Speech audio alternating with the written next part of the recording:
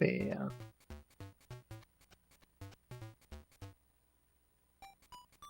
Can't forget that.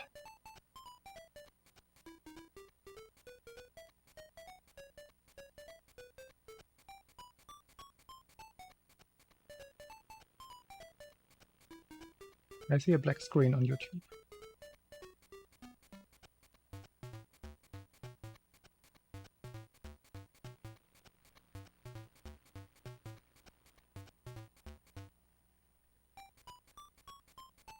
Ah, there it is.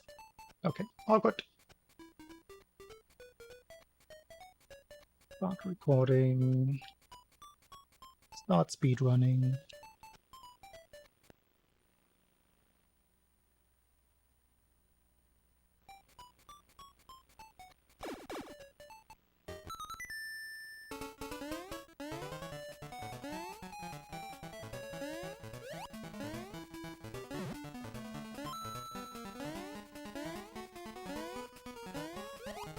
I'm gonna try to finish one run. It's not too bad. Thank you, Phil.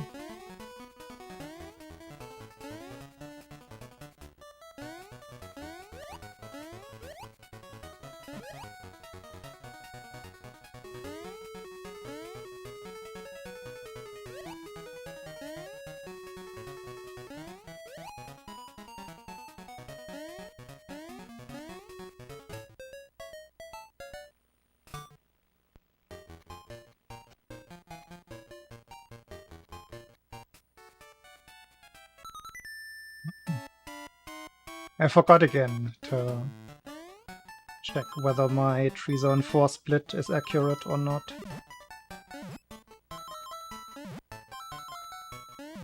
Like, until this very moment, I'd completely forgotten that that is what I should do.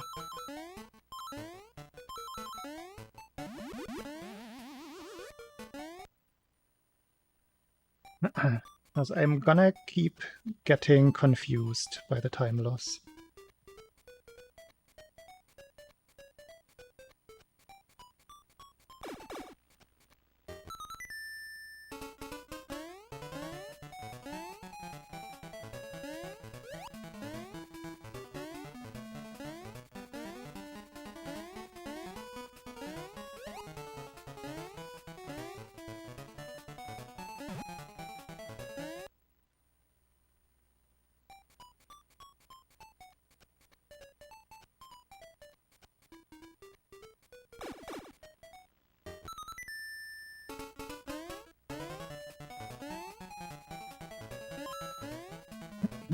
How is everybody else doing today?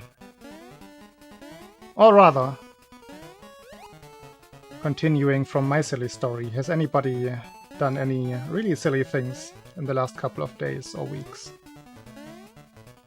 That's a nice conversation starter. How stupid are you? No, I'm stupider.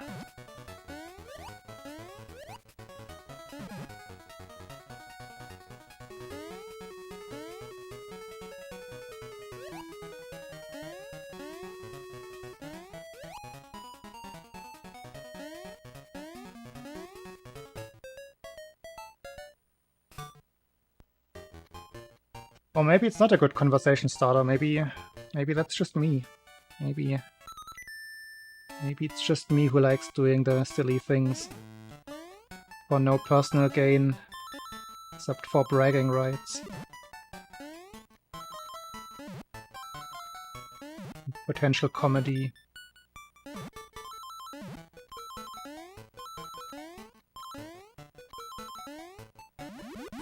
I think my monitor's angled wrong. Keep leaning and it still looks weird.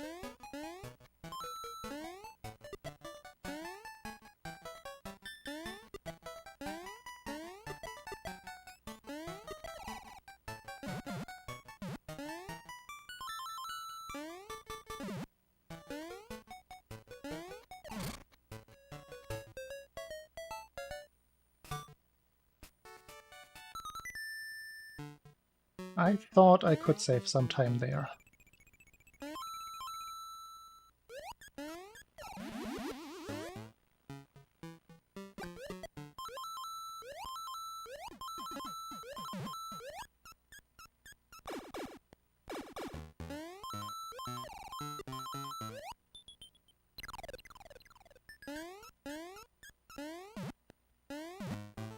Too early. That is 10 frames lost.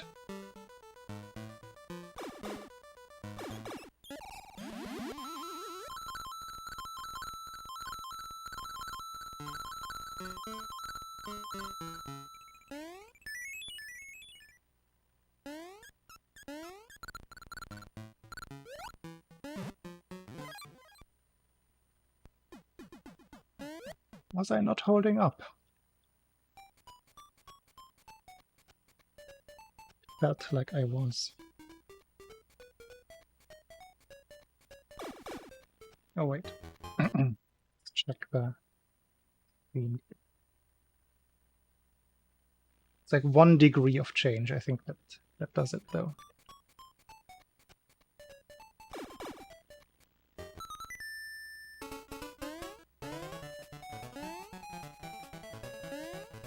Might have been too much. Maybe it was only half a degree off.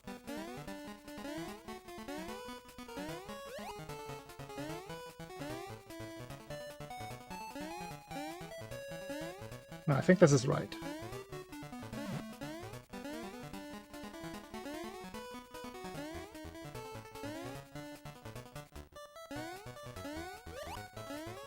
Thank you, Sarah.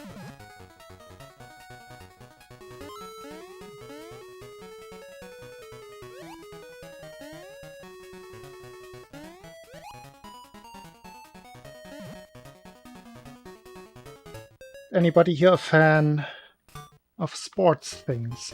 Has anyone been following the Olympics? I have been watching the Olympic program non-stop. I always have. It's something I always look forward to. Ah.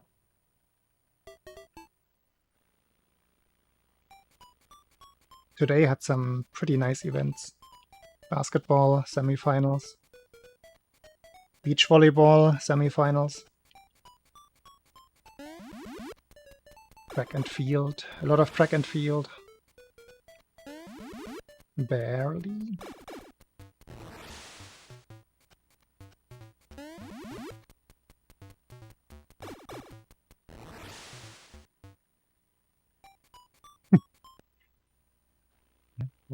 But F1 is never gonna be Olympic. Don't wait. F1 is always there. Olympics are only there once every 4 years. Or sometimes 5, sometimes 3, when there is a global pandemic.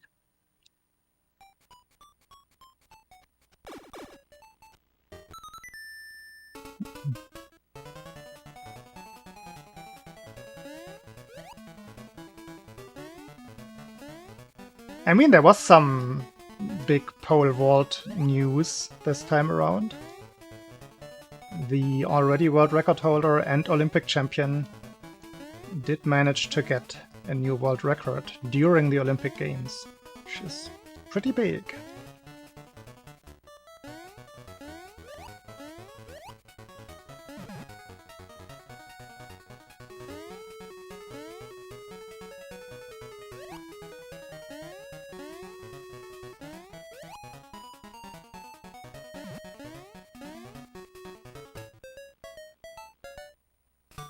That's the fun part about the Olympics.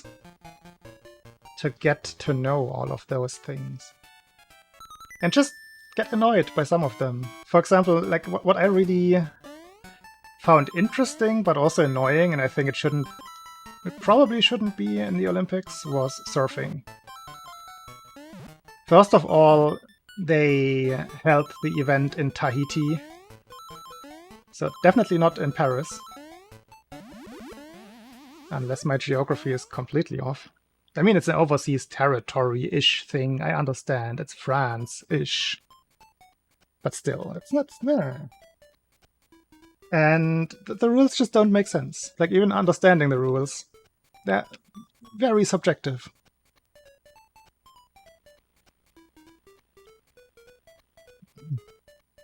And they change the rules, or I mean, I shouldn't say the rules change, but the rules and the scoring system is adapted on the fly based on the weather, pretty much, or on the height or shape of the waves. So that's...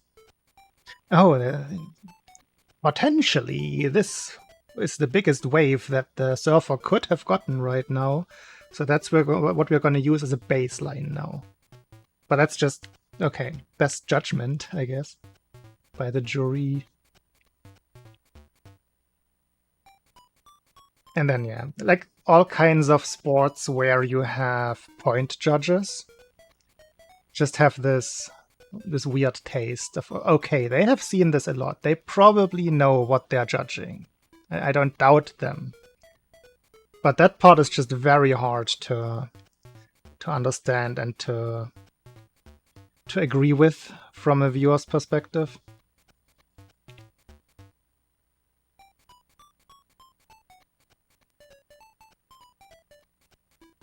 I mean, it wasn't... I think the surfing rules in terms of fairness for both of the... Like, it's a one-on-one competition. Always two people in the water at the same time. That's how they do their knockout ladder. I'm not going to go into the details now. It's not about... It's not a surfing stream, right? But I think that part is okay. But the overall system... It's the same thing for skateboarding. It's the same thing for even figure skating and for some of the gymnastics elements. Gymnastics has gotten, and figure skating as well, over the years they have gotten away from like overemphasizing the subjective parts and giving actual point values to single elements. So that one has gotten past that point, but surfing, skateboarding, snowboarding in the winter, they all still have that element of the entire points are comprised of something that somebody decides or a jury decides. And ski jumping is actually the same way. Well, not entirely. The jump length is obviously the biggest factor by a lot. But you still have those, like, what are you, like, the B value, the notes that you get, the grades that you get for how well you perform the actual jump. That's always going to be subjective.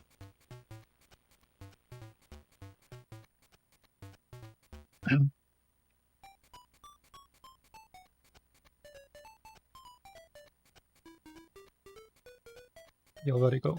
Yeah, I mentioned figure skating, but figure skating and gymnastics are slowly fading away from... Fading away sounds... It's not what I mean. They're going forward with making a more rigid scoring system. They have changed their system over the last couple of years-ish. It's been over a decade now, I think, since the changes. At least in figure skating.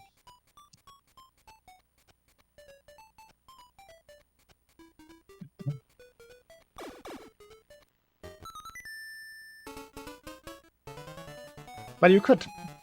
Yeah. My points aren't very strong, because even in the classic team sports, for example, you could always say there's subjectivity in play, with referees making decisions.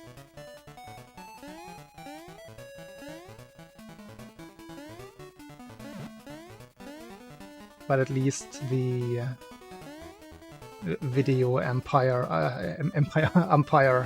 the video review, is being implemented into more and more sports. So there's a little bit more fairness in that regard.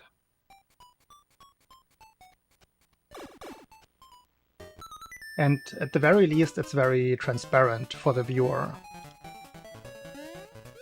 That aspect is really good.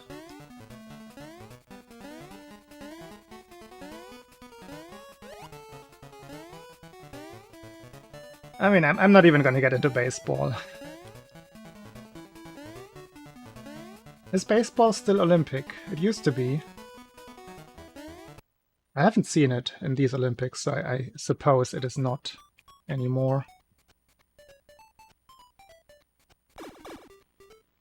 Or was it just a test in Tokyo? Sometimes you have those Olympic tests where they let in some sports and then see how they perform. And I feel I've seen... pretty sure I've seen baseball before. Like in an Olympic event a while ago.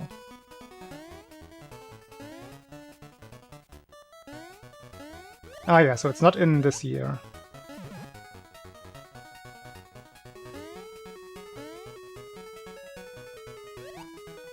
But yeah, one problem that baseball specifically faces is that not many people play it. There are only 2 countries where baseball is played on a professional level, which is Japan and the USA. And for Olympic Games, one of the factors is that it must be a somewhat global sport, and that they can get national teams from all continents to take part. That's gonna be rough for baseball. It's also rough, to be fair, for things like surfing.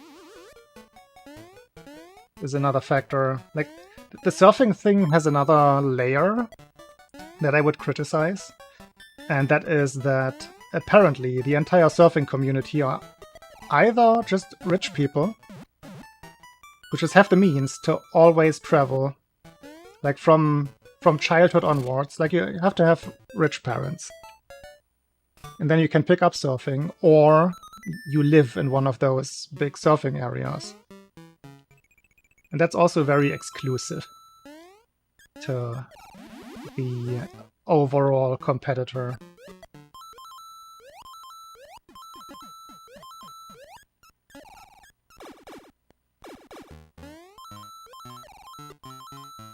Yeah.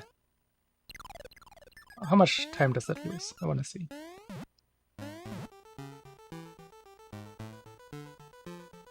Gonna guess 0.5. Ooh. Ooh.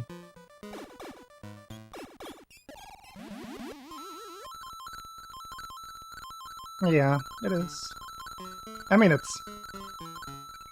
once you open that box, you can't close it anymore. There's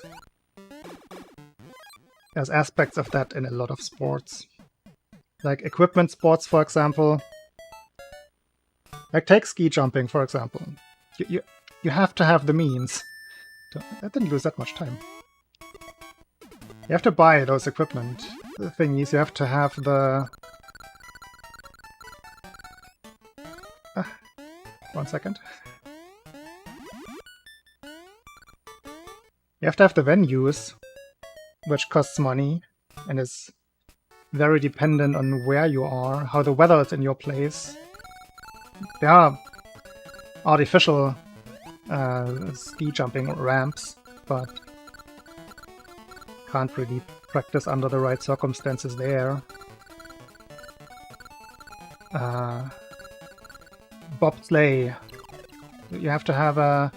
like, it's a high-tech sport, bobsleighing. You have to have the means and the like material science behind it and all of those things that you only have when you're in a rich country, adjacent to university academics that do research in that field, and have a proper national sports system that supports its athletes and grants them all of those means to pursue the sport. Like, you cannot just pick up bobsleighing. Don't trust Cool Runnings. Cool Runnings were... where were they training? Switzerland? Like, you can't just, as a Jamaican, pick up bobsleighing like that. That was a big project of several countries, in a way.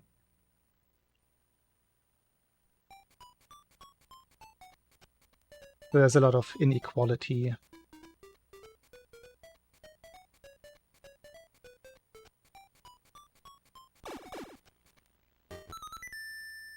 But hey, I'm talking about the positive things about the Olympics, which is that it's pretty exciting. The 2 basketball semifinals were pretty thrilling. Germany versus France was not a good game, but it was very close. And Serbia versus USA was not close for a while, but an overall pretty good game. And then it got super close, and then it wasn't close anymore. So it had a nice dramatic curve to it.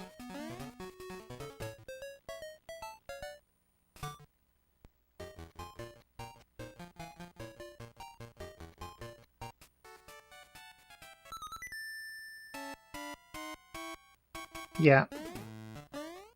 And that is something that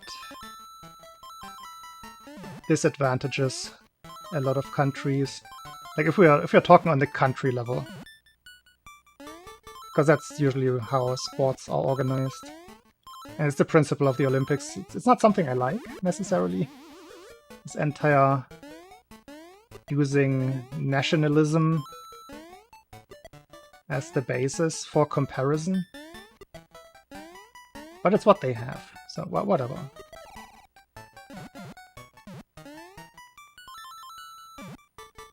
I think in the case of the Olympics, there's more good than harm being done.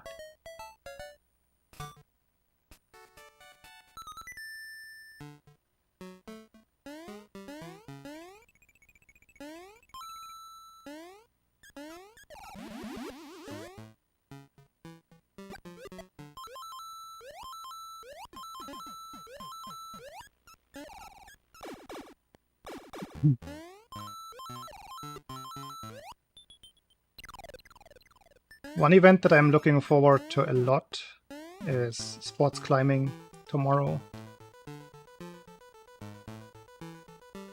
Combined the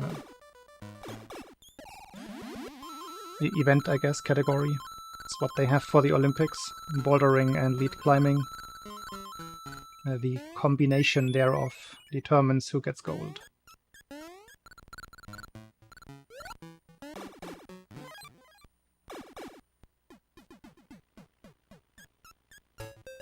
Yeah, I mean that's why you see the US excel at mostly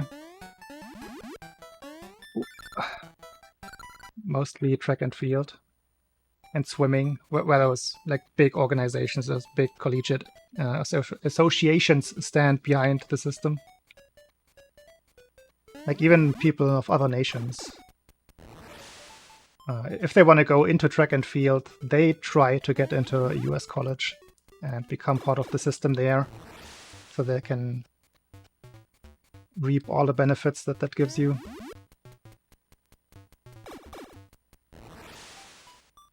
Germany, for example, has a different system for most sports, where you have to be a part of either the military or the police to get some like state structure, funding, infrastructure, and means.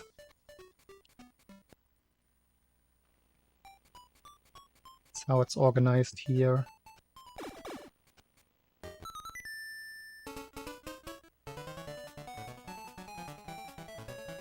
I mean, let's not kid ourselves, that is still part of sports.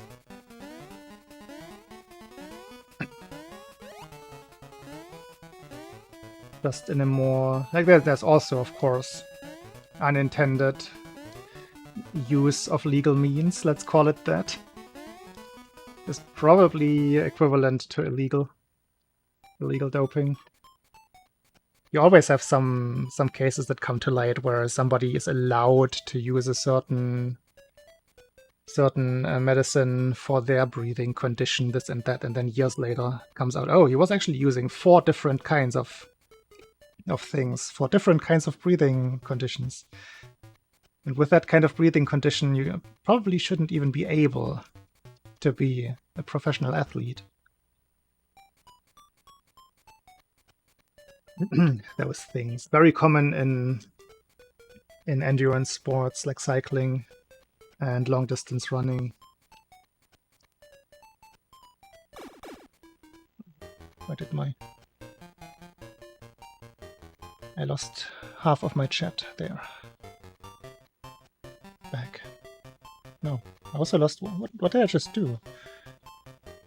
Why did certain windows get minimized?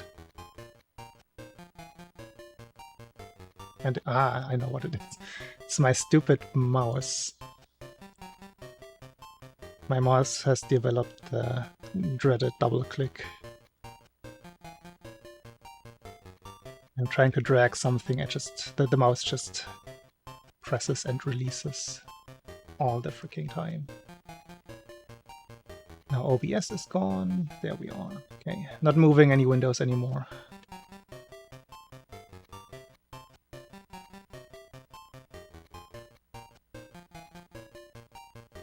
Yes. And the baseline-based analysis is much better. Like, especially if you have, like, just take the case of, like, the more media critical cases of intersex athletes, where they always have the problems. Like Caster Semenya was one example, the 800 meters women's runner, who just happens to have, like, naturally very high testosterone values. And some men can have very high testosterone levels. Some men can have low testosterone levels. And if you don't have the baselines for that, what is natural for those people, you could just assume that there could be testosterone doping and all kinds of hormone doping in play, which is not the case. So you have to know the baselines. And then it becomes more fair, because, I mean, this is an interesting topic in the first place. Hormone levels, where the entire discussion about but this is more a man than a woman, should they really compete together? Like, people completely miss the point that there's always fluctuation in hormone levels, like even among people that are assigned the same sex. Even among men, there are vastly different levels of testosterone. Nobody is telling anybody, no, but you're too much of a man. You can't compete with these people. It's not how it works for some reason. But as soon as an intersex, or like close to an intersex case, appears, then people are all up in arms. Oh, this is unfair. No, can't do that.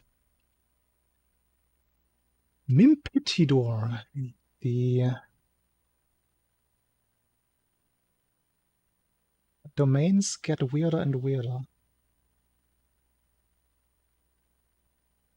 Can I not moderate this from Chatty anymore? I must.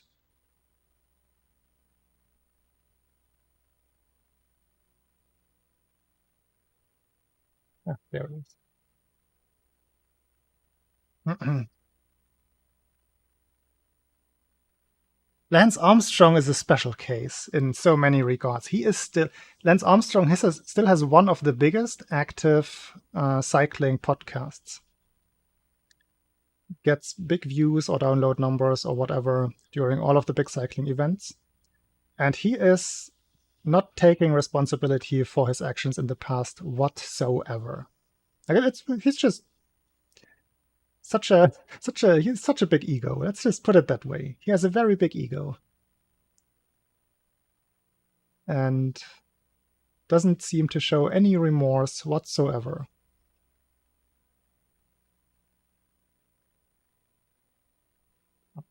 I think I figured out all of my oddities going on with my setup. It only took 4 minutes.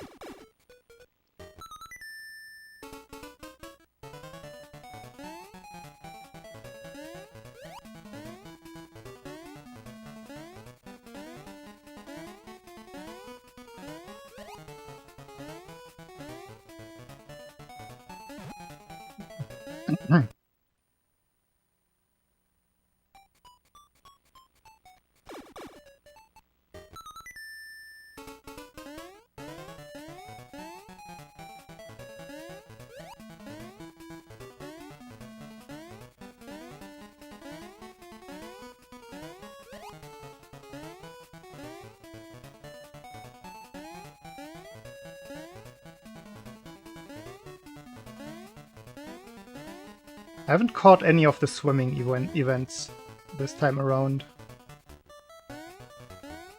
I know they were happening, I just didn't feel like tuning in at those.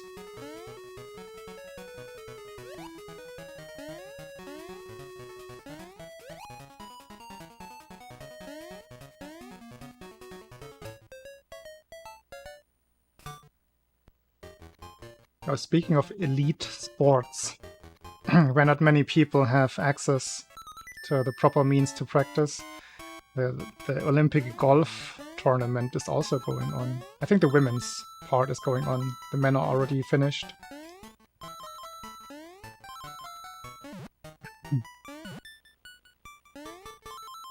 That's another one where I think it might not really belong in the Olympic Games.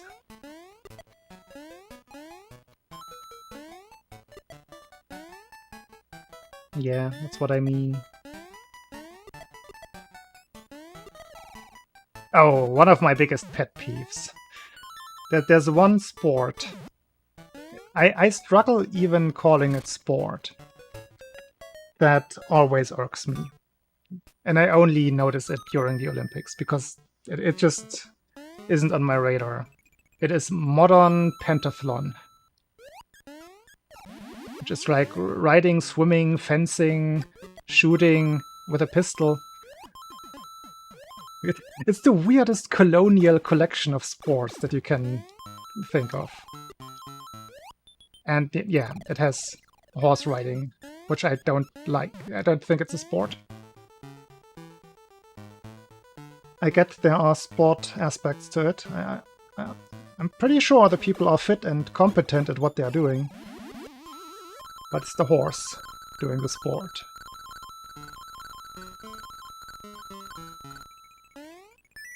And I always have trouble with animals being, let's just say, used. Let's not use the other word with 2 more letters. Animals being used for human entertainment like that.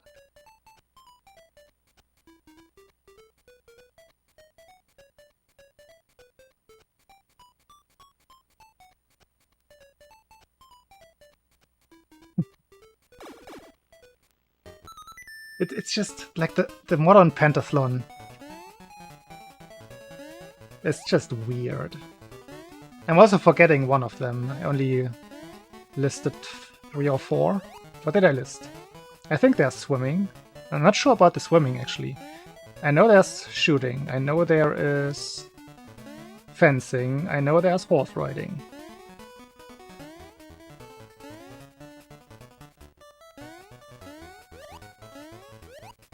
I've been avoiding it. I only read that it's taking place, but I didn't even tune in, which is why I'm blanking on the others. Lasso wrangling. No, it's the old colonial states. It's not North American colonialism. I mean, not that kind. Ah.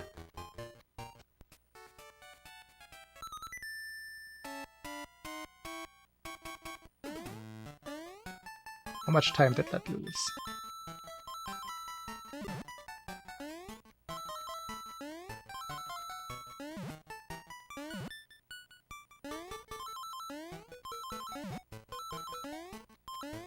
Gun shooting competitions in general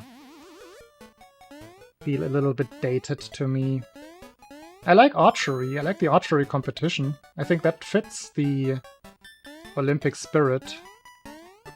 Gun shooting. Several different events of gun shooting, different guns. Do we really need that in 2024?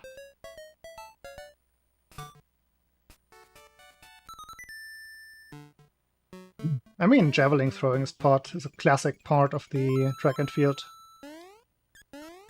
repertoire.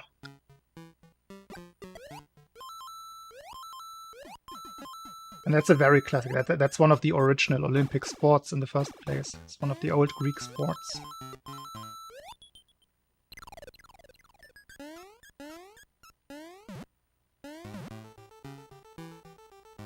Timing in this level is not great.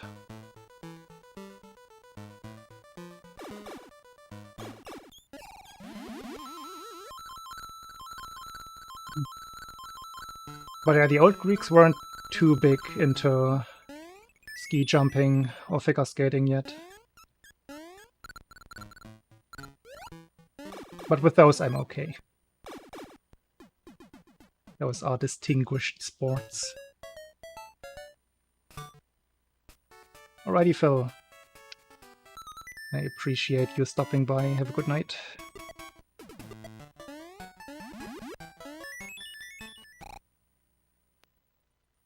There was some weird lag, so I let go too early.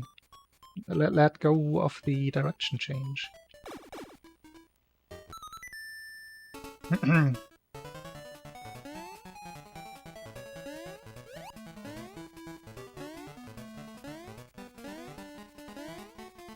But yeah, because of the Olympic Games, my streams have been very infrequent after my return from ESA, as you might have noticed.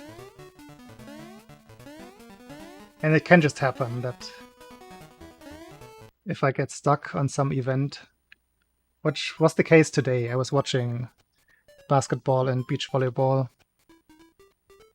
up to just before I started my stream, and I already considered postponing the stream to tomorrow again. But I had already done that yesterday.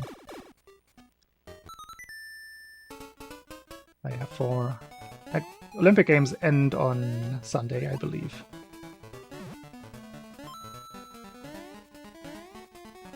After that, I should have a very fixed schedule again.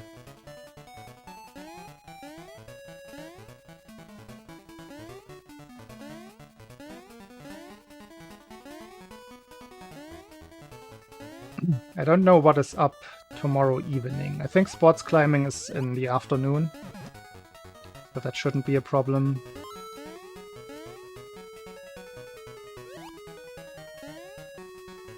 There's more track and field tomorrow, I know that much, but I don't know which decisions, which events.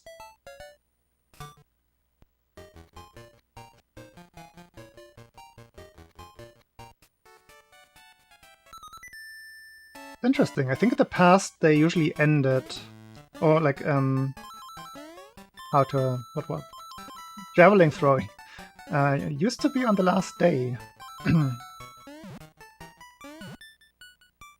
but it was already tonight. There's still more track and field tomorrow. Ah.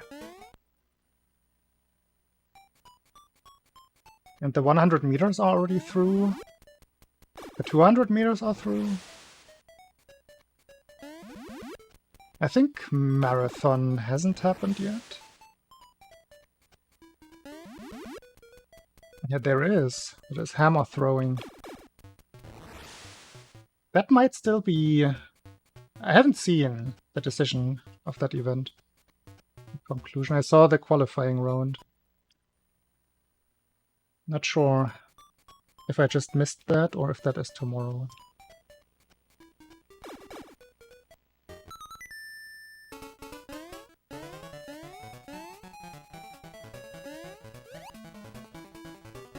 Would be funnier if they were throwing actual hammers. That's what the sport is called.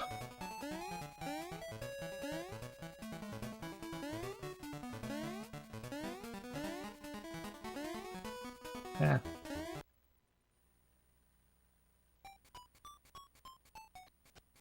I mean, I don't mind precision sports at all. Axe throwing being one of the more burly precision sports, I suppose, but still, it's a precision sport. Like, I'm okay with all kinds of billiard variants being in the Olympics eventually. They still haven't, but I would be very okay with that. Same critique point as earlier. You have to have the means, but I think pool is widespread enough. Darts just still lacks like proper associations. The two big ones that exist. I mean, read up on the two competing dart associations, and you will find that there's a lot of weird stuff going on with that.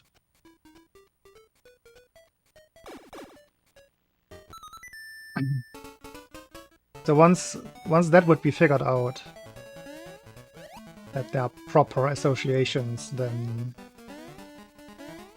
I would not mind darts being in the Olympics.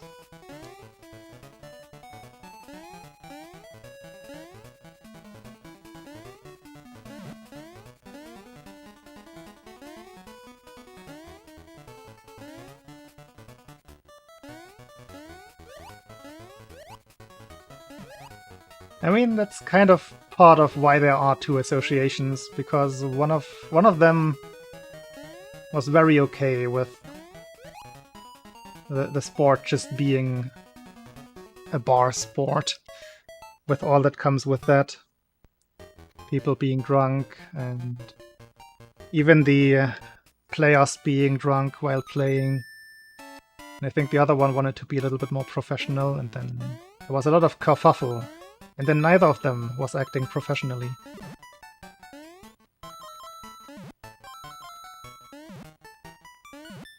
Interestingly enough, the chess world has gone through a similar situation before.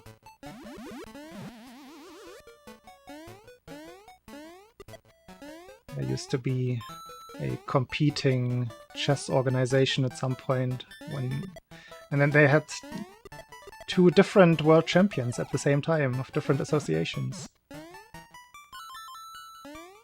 Yeah.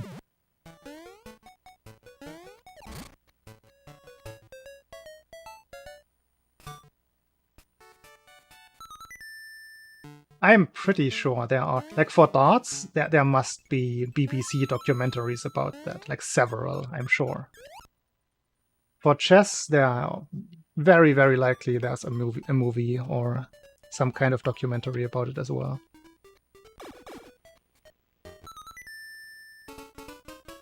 Like, there's a lot of material in that. That wasn't just a one-off thing. A lot of big names got involved.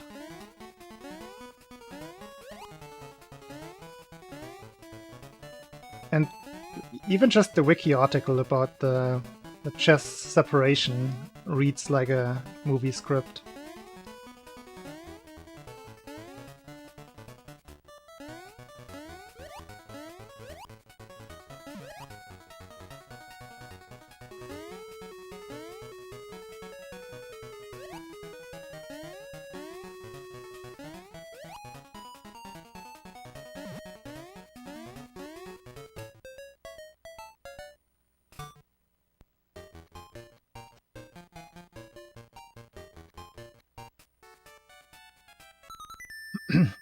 Can I get a run going?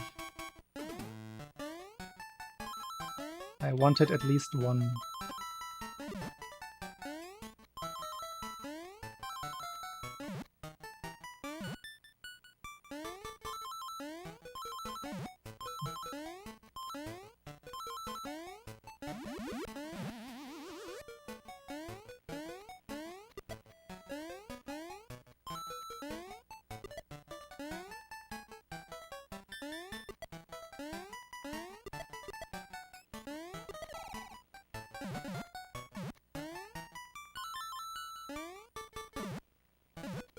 No. Ah, these mistakes are so bad.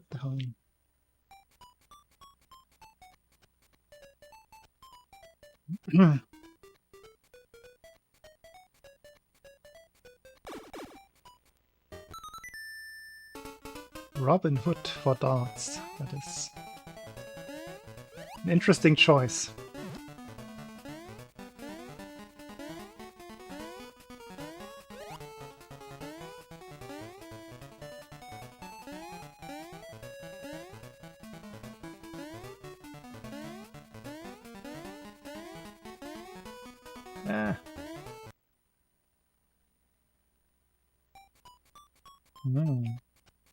I've seen that happen in events.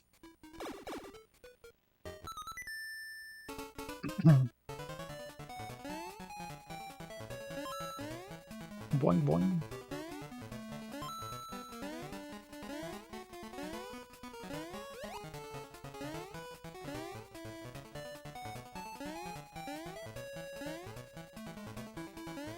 Now it's getting very artsy.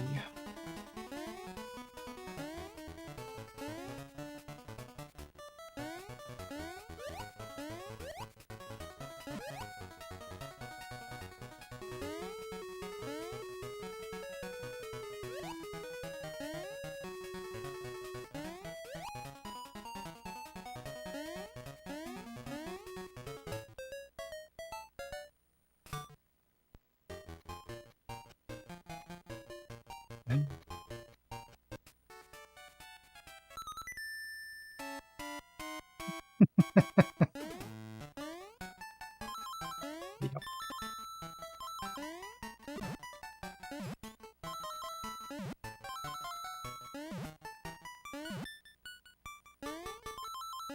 Phil Taylor is such a guy.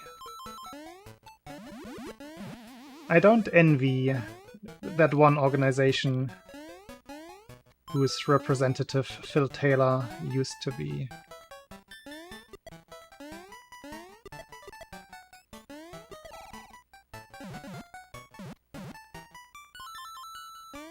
Like it's so weird. He used to be so ridiculously good at the sport, but at the same time doesn't look like an athlete, didn't act like an athlete. Don't know how you sell your sport with him as your trademark.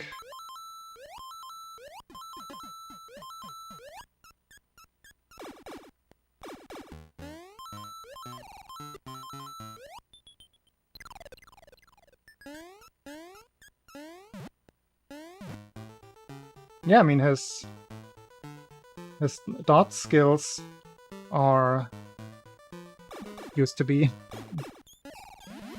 like one of their kind. He was the dominating athlete. I can't even call him an athlete, seriously, but the dominating darts player in his prime.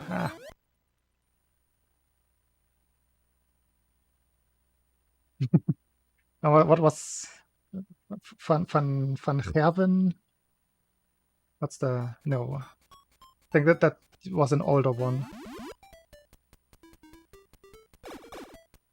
Wow. There was a Bart in there at some point as well, a Dutch Bart. Forgot all of the players. I used to watch some darts. Barney van Krone something.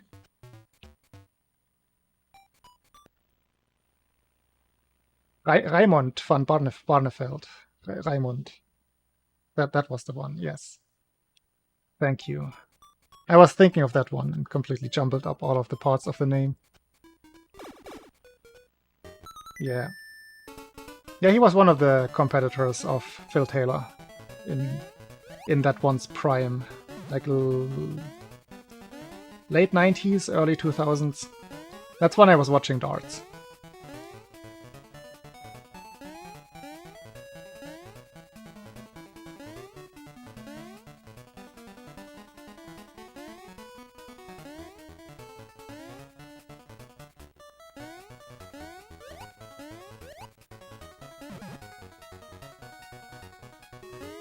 Yeah. I mean, he was world champion. And I think not just once.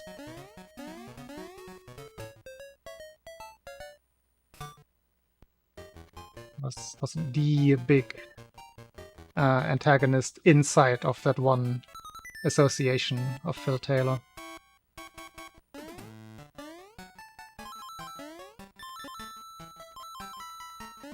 And the more American-based one also had their best on Earth. I blank on the name as well. It's like some very generic name, some Peter Smith or something. Not Peter, definitely not Peter. I remember when they had one crossover event. I don't remember who won. But they had the one guy against Phil Taylor. some point. No, it wasn't John Peterson. It was the guy with the beard and the long hair.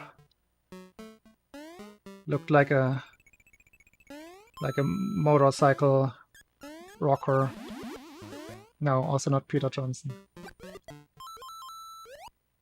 If I see the name, I think I will remember.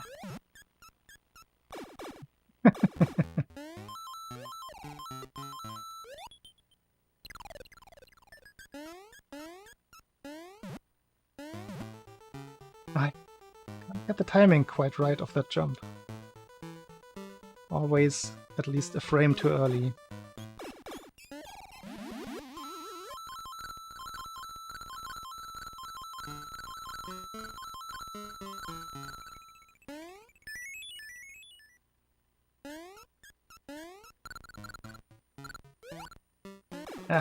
Now you're making me want to Google the name of the guy.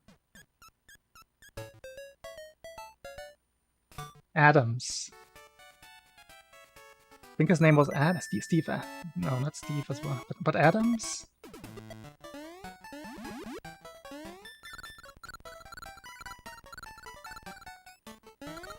Adams definitely rings a bell. I can't play this level today. Martin Adams. I mean, if that is that's his name, that could be his name, but I don't know. I remember the face. And the hair.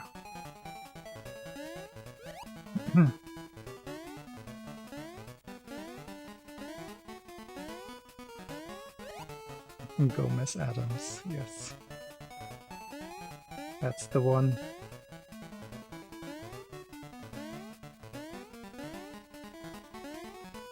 Aha!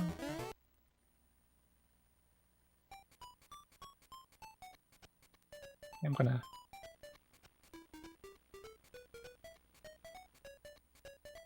Oh, where do I do the least damage to my screen? By googling something.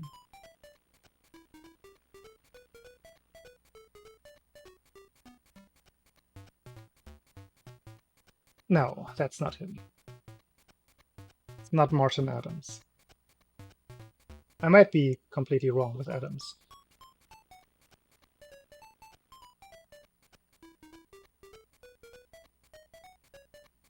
Gonna Google all darts world champions. Once I see his face, I will tell you.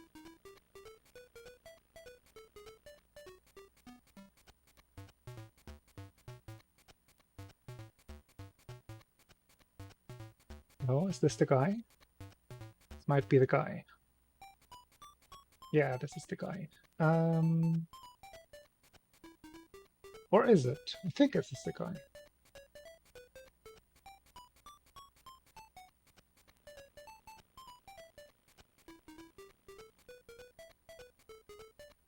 Name is not Adams. Simon Whitlock.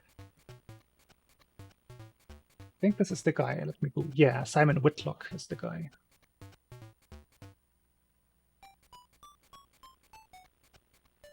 That's the one I remembered.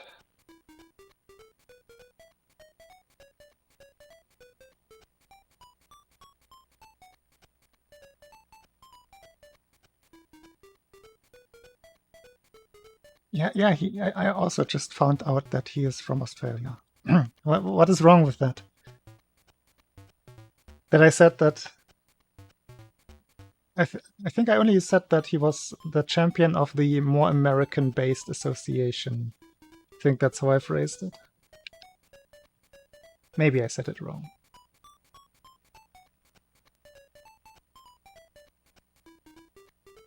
I might have said that. I mean, I thought, if you had asked me, I would have definitely said, I think he was American, but I'm not sure. But yeah, that's definitely the guy that I meant.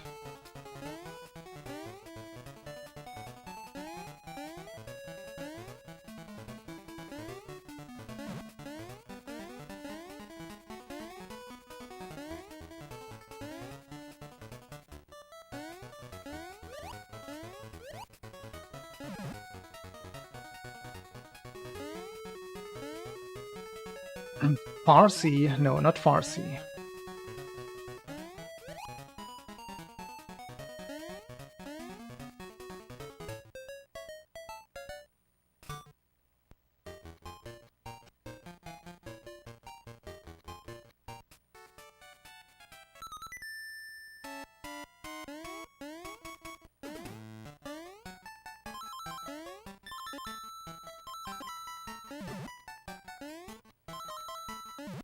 Yeah, how did my description not give it away to you? If you knew Whitlock?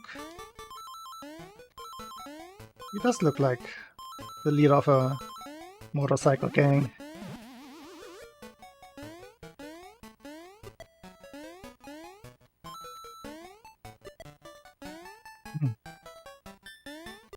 Well, so do I right now. Probably shouldn't label people like that.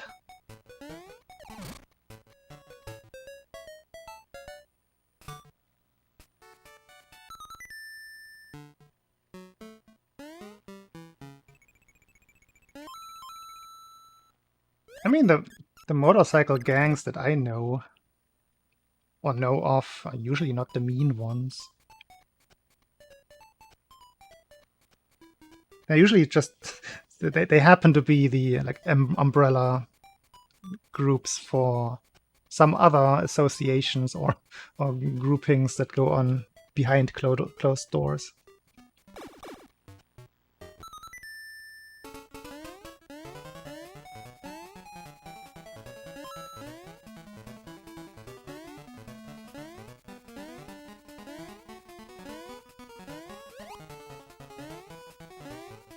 Like, aren't the Hells Angels and Bandidos also mostly motorcycle gangs?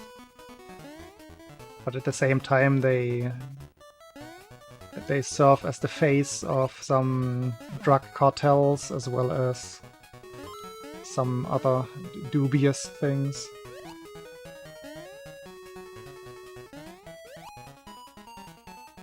Latents rejects.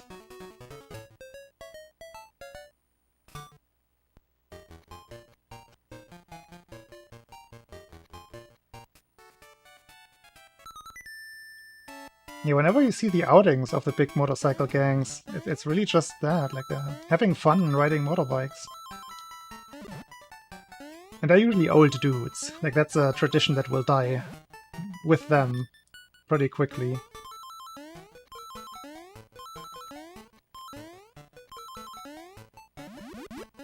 Yeah, slow.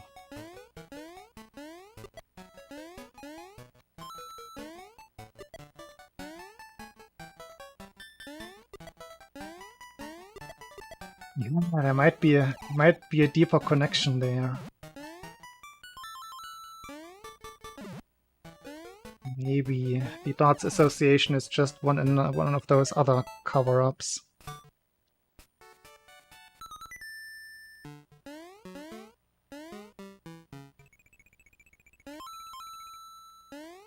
Yeah. I am not playing well today.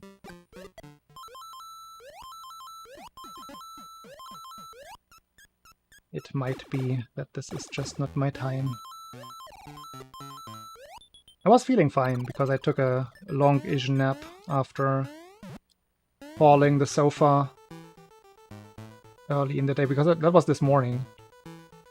They gave me a time window for when they were delivering the couch. From 9 to 1, somewhere between 9 and 1, so I immediately assumed, yeah, probably not before 10. And then 8:30, the driver already called me on the phone. I was still asleep. I had set my alarm for 8:45.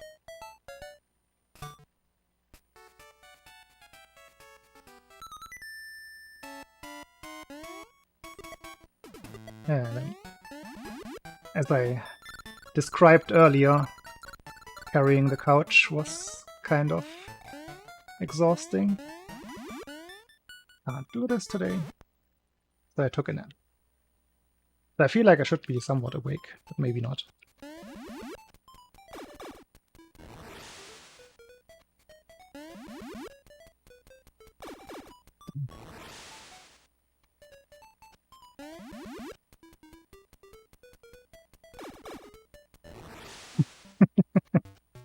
Don't do me like that.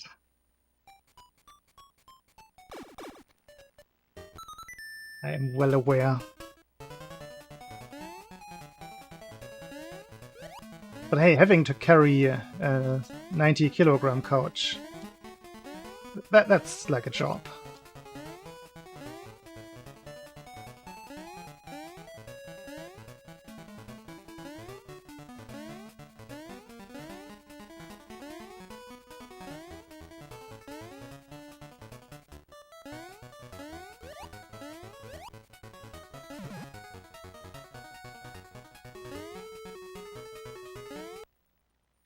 Yeah, I wouldn't want to do it every day.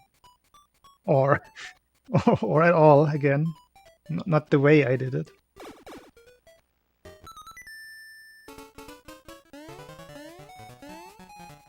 I survived to tell the tale.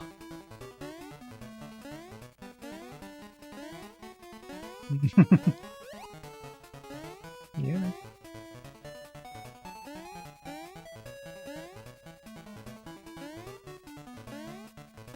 Also, no.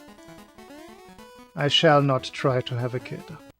That train has sailed for me. Please, no thanks. And even when I was still young enough, I was not very inclined. I think I was never the right kind of person to have children.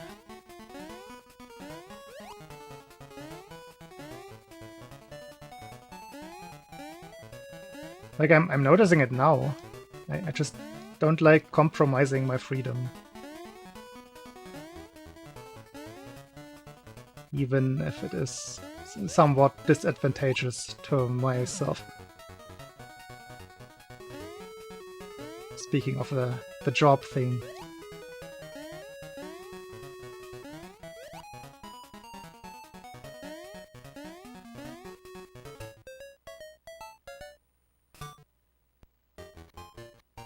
Yeah. Never failed at.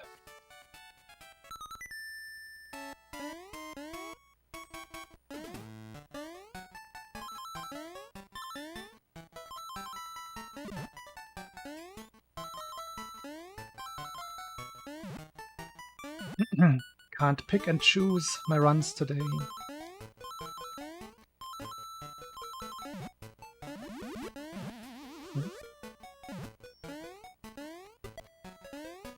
Better grab than today's average.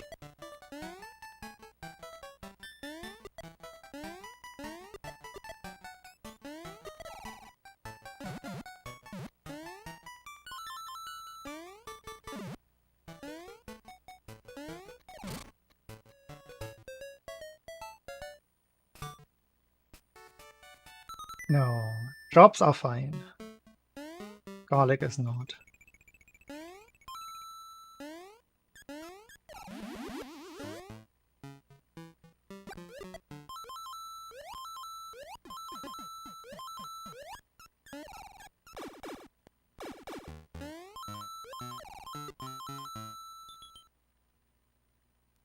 Man.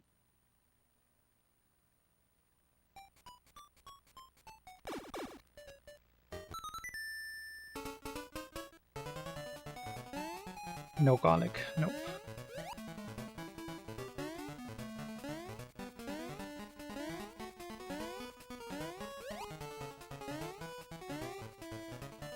Forbidden.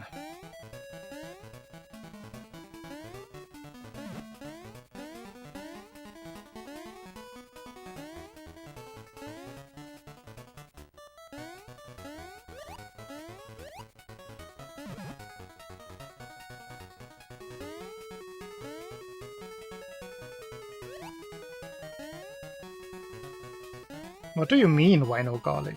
Have you been here before? Have you witnessed me? This is the most constant storyline of this stream. The no garlic storyline. It's part of my lore. Garlic is vile. Garlic is smelly. Garlic makes everything worse.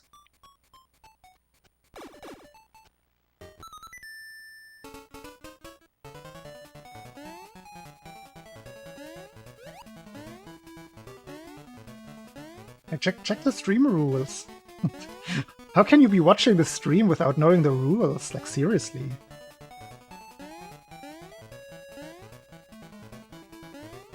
But I can make those, like, you have to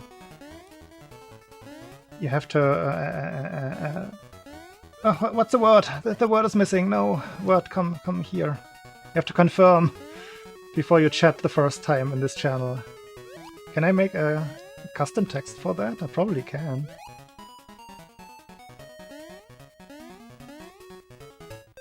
Confirm the rules.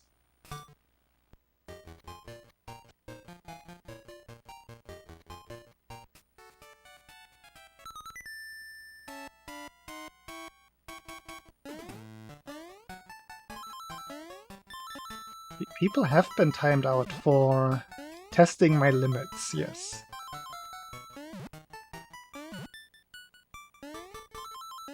Not necessarily for the pure mention of the word, but definitely for the intentional infliction of mental harm upon the streamer.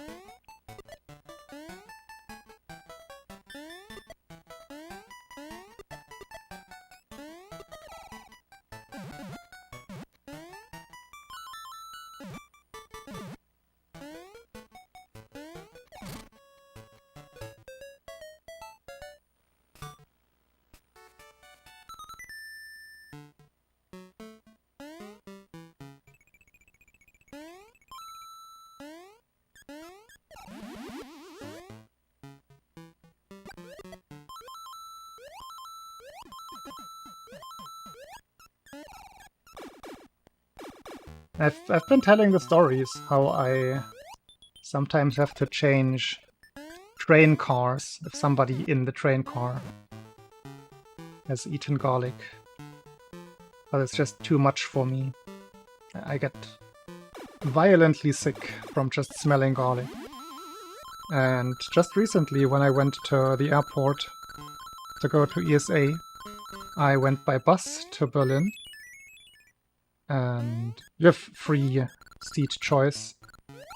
I was using Flixbus, free seat choice, and first person I sat next to had eaten garlic. I sat down. 5 seconds, everything is alright. After 5 seconds I notice, oh, not everything is alright. This guy has been naughty. Like, seriously, who does that? Who knows that they go on a 2.5-hour bus ride the next day and still eats garlic? Like, that is just rude. That should disqualify you from being part of human society. That is not okay. I figured I found an open seat far enough away from that guy. Luckily.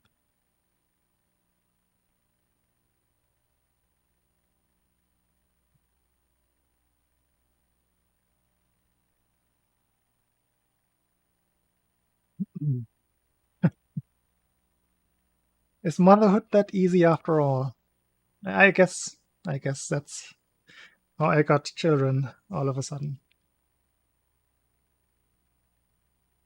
Oh yes, please. Like, if you can. I would seriously appreciate that. Like, if I go in for a hug and suddenly garlic. Not a good experience. I might just push you away out of panic. That could happen. That's self-defense, right? Totally counts as self-defense. I proclaim it. It is so.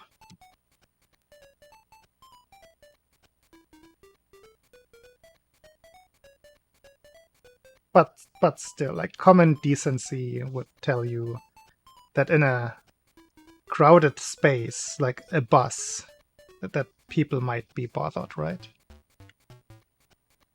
I'm not the odd one in that one. Like, that is just common decency.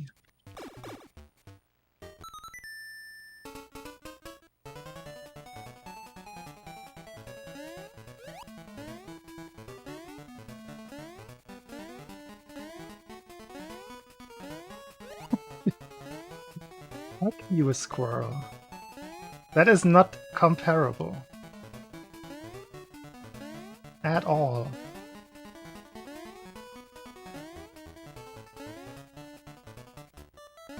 That is a massive straw man right there.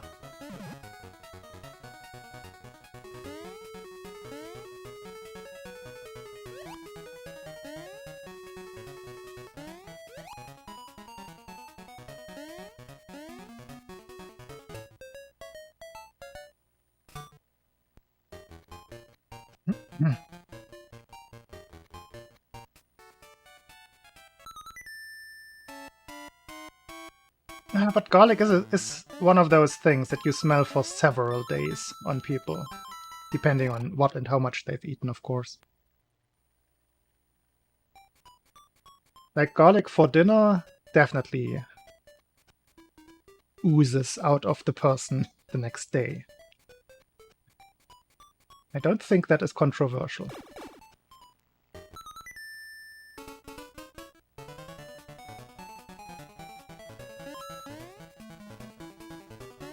Oh, more straw man. Nice. Now it's 4 days. I think I was talking about not showering for 1 day.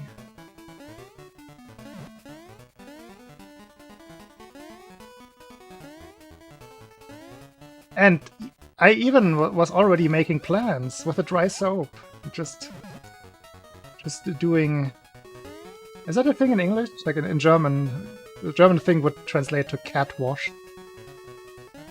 Where you just wash yourself as well as possible in a public bathroom.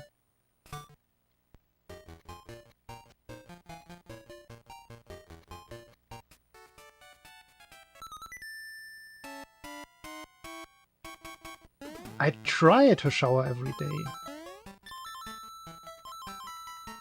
But that's mostly because I have a weird skin. Which doesn't like it when I don't shower.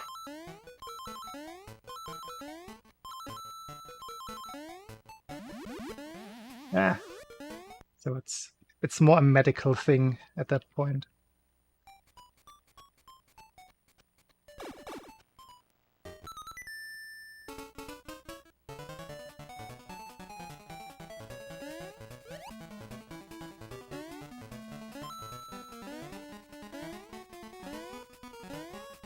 That could be part of the procedure, Squirrel.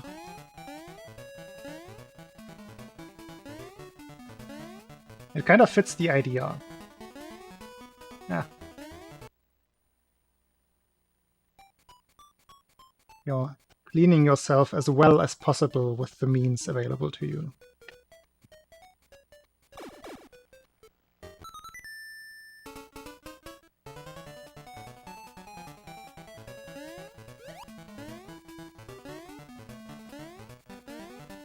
To be fair, it's also not a very commonly used term in German anymore.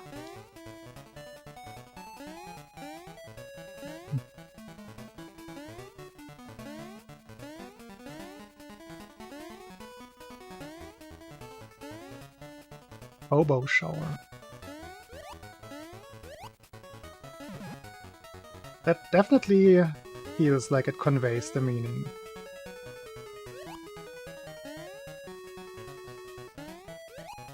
What does Dearbot say?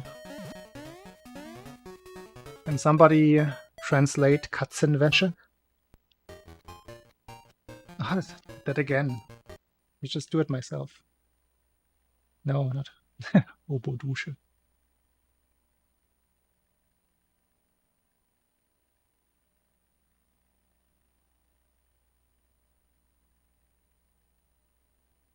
I'm curious. No, that's not it. No. Yes. It's the sheet that I use for my little cat bed.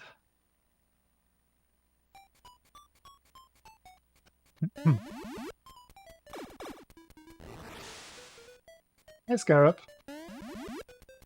I'm doing pretty good. Hope you are the same.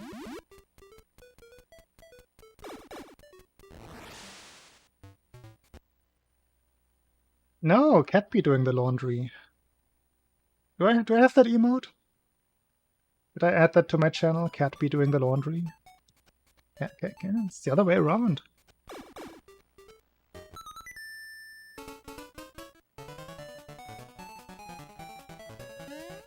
If I don't have the emote, then please look it up on wherever it is. I don't know the emote services anymore. Is it FFZ? Is it better Twitch?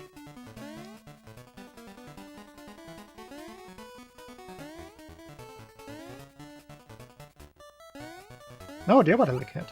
Oh. Can I use your cat? 7TV, yeah, that's the modern one.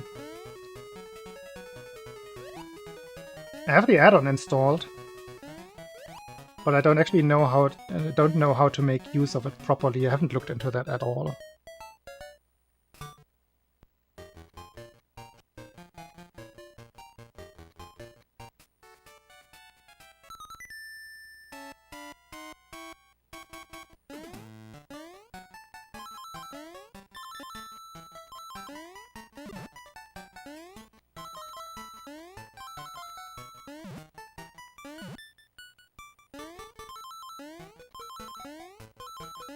Yeah.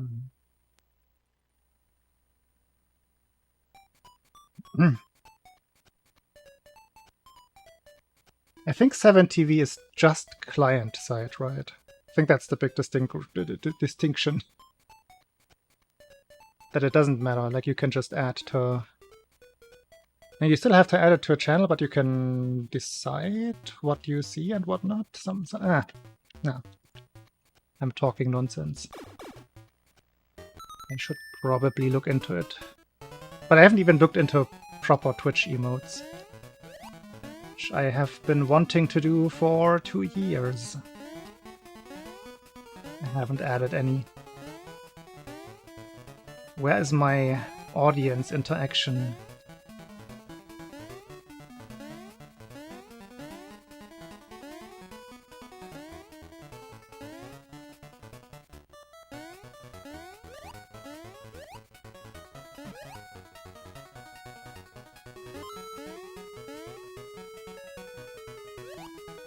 Badge. Super boost.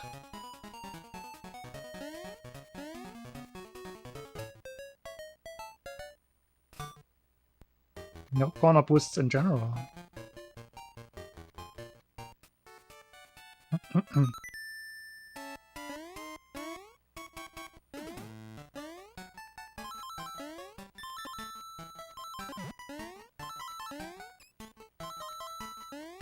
Where are the days of me getting out of Tree Zone 7 times in a stream? That's how it was, right before I went... Well, right before I got sick and then went to ESA. But I remember several streams in a row, lots of Tree Zones. Can I just get back to that level without investing any practice?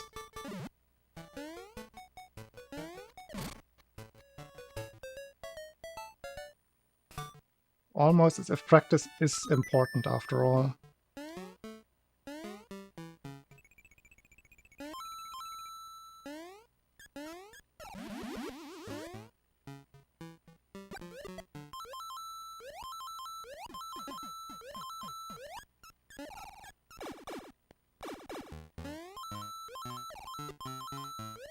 Yeah.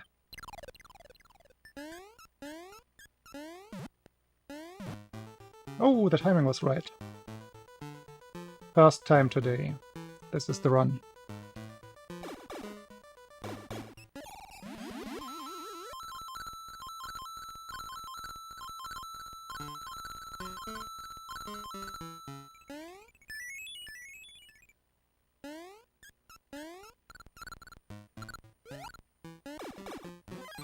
Last pixel.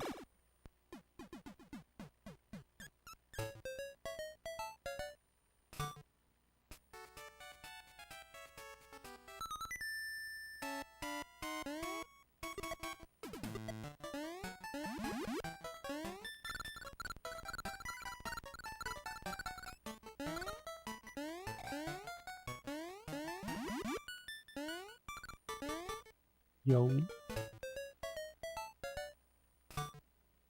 Yo! Actually saving time on that level?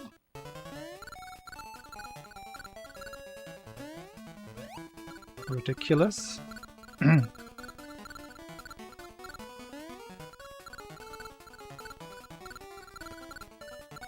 Probably never. Never again, I mean. Because surely the fast timed runs that I did in the past count as speedruns.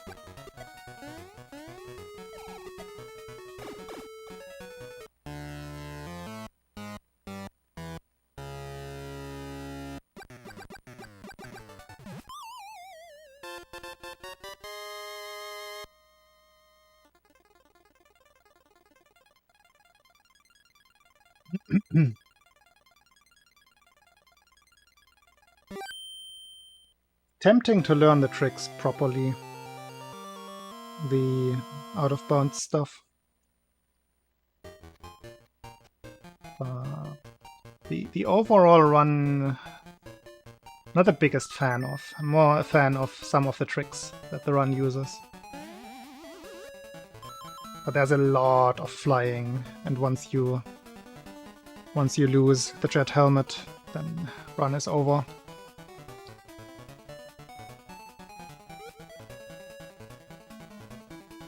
Very punishing speedrun.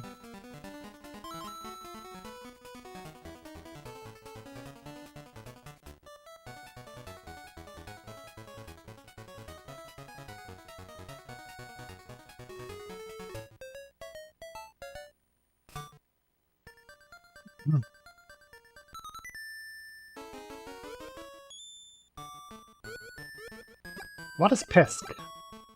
Is pesk a thing? Where does pesky come from? Is it one of those words?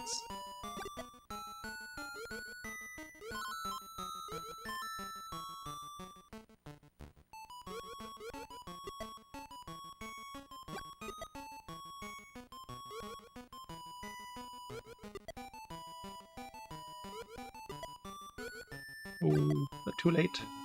Might have been. No. Not at all, actually. Interesting. I still had 2 frames. That didn't look like 2 frames at all.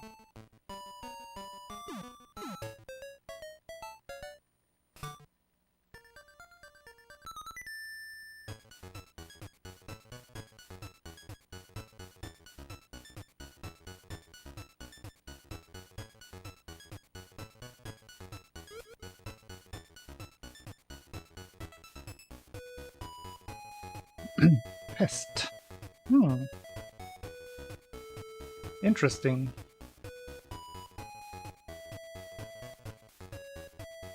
Consonant shift for once and not a vowel shift.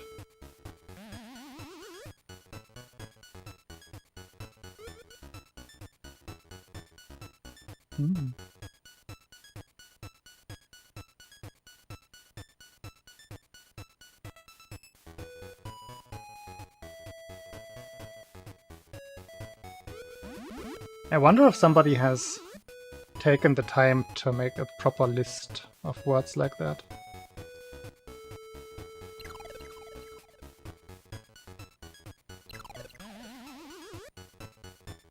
I know there's a YouTube video that mentioned some of them on the language-related channel that I've praised on this stream before, Rob's Words. I wonder if somebody actually just made a catalog of words without proper word roots.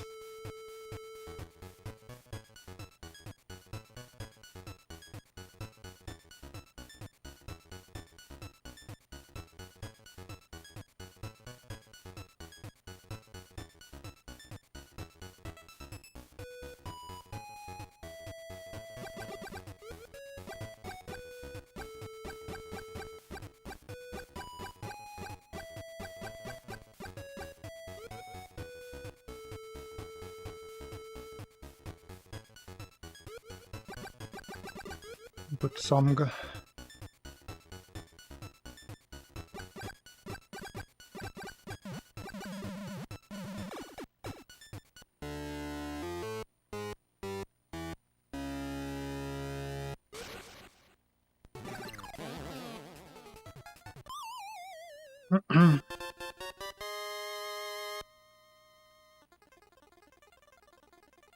Was not entirely sure whether that was enough. Very good.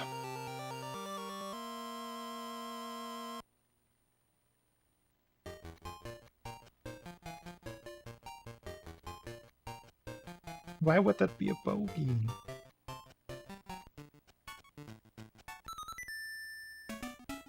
That is the eagle.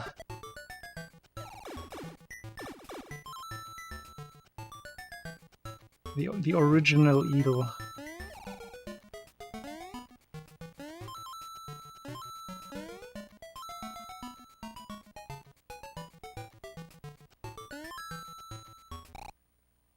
That is a bogey. I was watching since we were talking about the Olympics earlier, I was watching some of the women's golf tournament earlier today, and I'm not sure if this is an actual golf term, because I had never heard it before, but this reporter kept calling, like, doubling the par number a double par, which didn't make sense to me. Like, pretty much on a par 3, a triple bogey would be... No, yes. Yes. A triple bogey, like a six hits. You would count or call that a double par. Which sounds weird, because it doesn't fit the same word formation as a double bogey. Because by that definition, a double bogey would be much worse. I think that reporter was just wrong.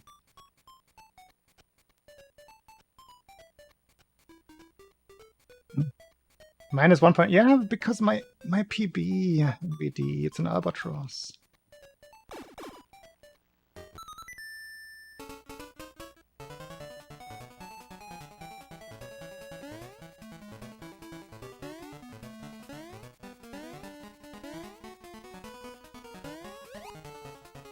The triple bogey was actually by the current world #1, by Nelly Korda.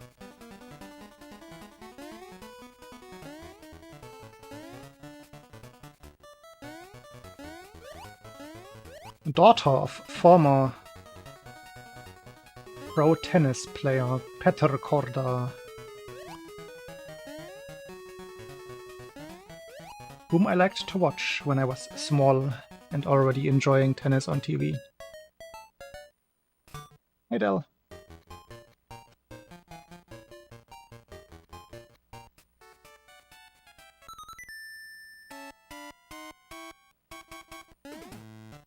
My VR headset is still unplugged. Are we hearing things? What's going on? Are there oddities that I don't notice?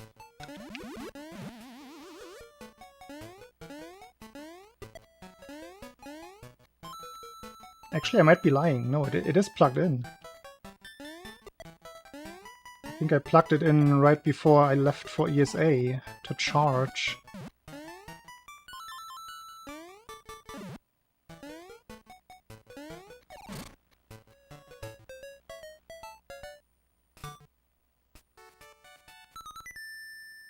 I haven't heard anything, but now that you mention it, I'm starting to maybe hear something.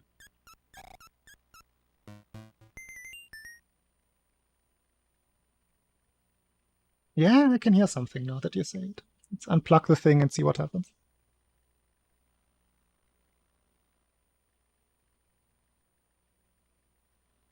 No, still the same.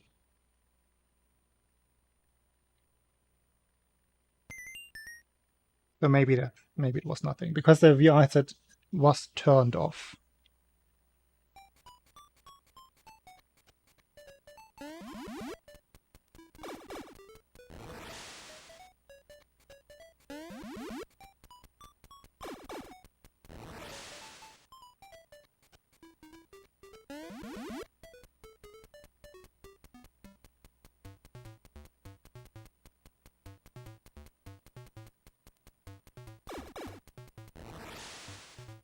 Thank you for the full source, Del.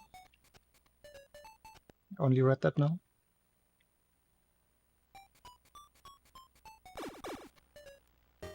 Oh, now I'm hearing things.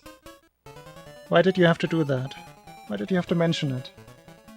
There's nothing more I can unplug. I'm definitely hearing it now. Dang it. My enjoyment is ruined.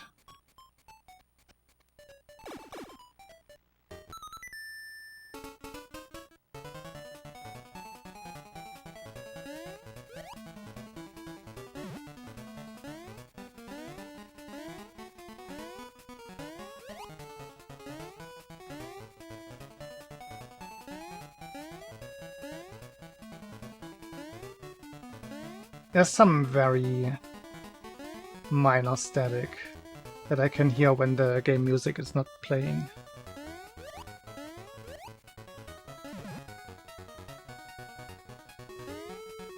I don't even remember how the headset static sounded though. I think that was worse. That could be seen on the levels in OBS.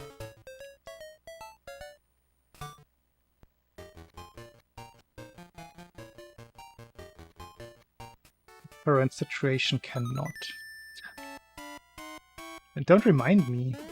I used to be afflicted with tinnitus after visiting a way too loud Korn concert and not wearing ear protection at all because I was a cool kid.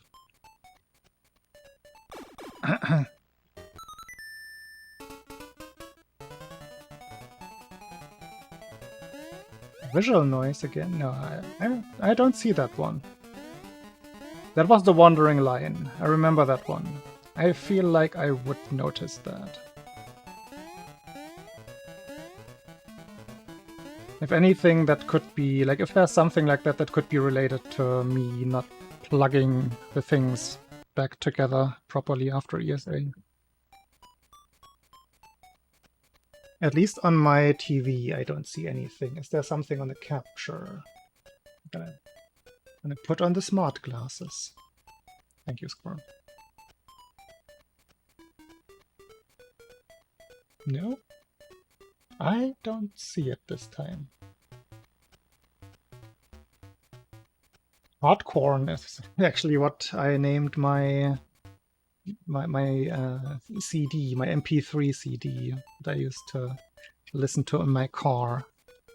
That had a lot of Korn on it, but also things that were not Korn.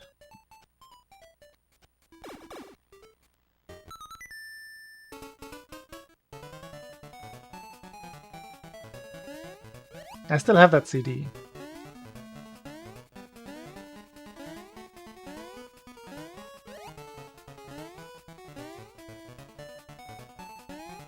But it probably isn't readable anymore. Most of my old CDs are not readable anymore. CDs turned out to be not very permanent.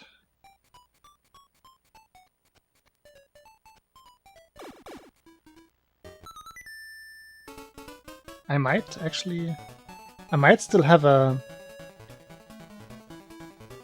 playlist, or the playlist of that CD saved somewhere. No, oh wait. Looking for the right thing. There it is. I have the digital copy on my hard drive. Here's the set list. You'll be quiet. Quiet. I think this is the right order.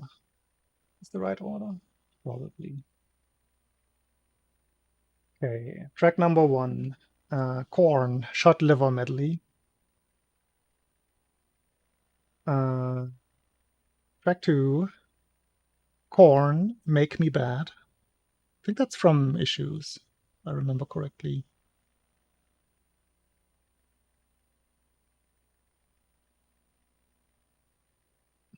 Track 3, Korn, It's On. Track 4, Korn and Sepultura, Look Away. Track 5, there's a lot of Korn. I'm gonna stop mentioning Korn. Korn, Freak on a Leash, Reclaim My Place, Falling Away From Me, Blind Live, Blind, not live. Korn and Vanilla Ice, Too Cold. Blind, rare early demo version, a third time Blind. Really like Blind. Deftones and Korn, Wicked. I got to the live. Lies, Good God. Alive, unreleased demo, 1994. Static X, not Korn, Push It. More Korn, No Way, Lost, and Jingle Bells. Adidas. Kitty, not Korn, Brackish. And Korn, Baby One More Time, Twist remix. That's hot Korn. It's what I used to listen to when I still had a car.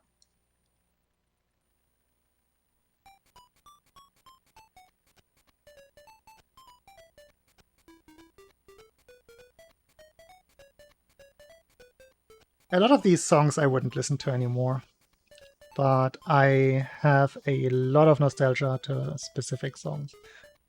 Like, I think Freak on a Leash is just a great song in general, and together with the music video, it's just this experience and this fond memory of my young adulthood days. And some songs are just nice angry rock songs.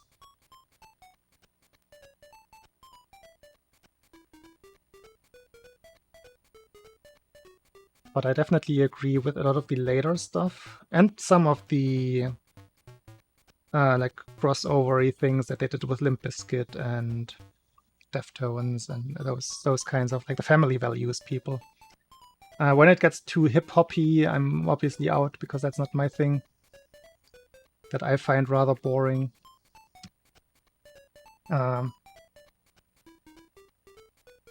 The See You on the Other Side double album was interesting, but it had a lot of very samey songs. Which is usually the case with those concept albums.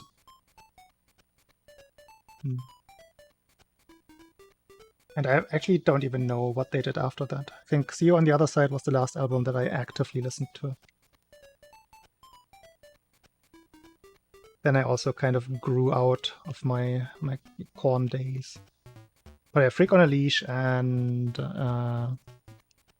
Falling Away From Me. Oh, what's the other one? I forget the other one. Wait, is it in here? What's the other one? The one from Life is Peachy. The song, Got the Life. Yeah. Got the Life.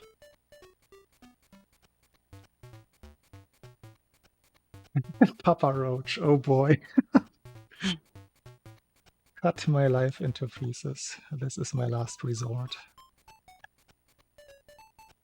That was way later, though. That's...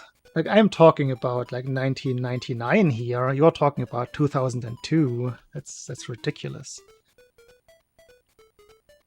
No breathing. Wow.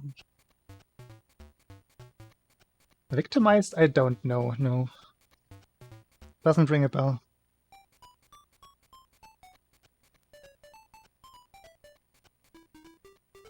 Did Papa Roach ever have another song? I consider Papa Roach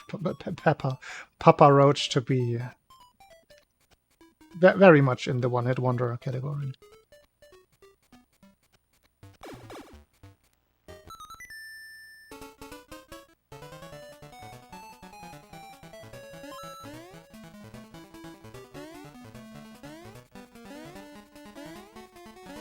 Another nice angry rock band that I want to actually look more into what they did is... it's just Billy Talent. That's the one. Already forgotten it again. Billy Talent. And what was the song called? Fallen Leaves. I really enjoy Fallen Leaves. That's a good song.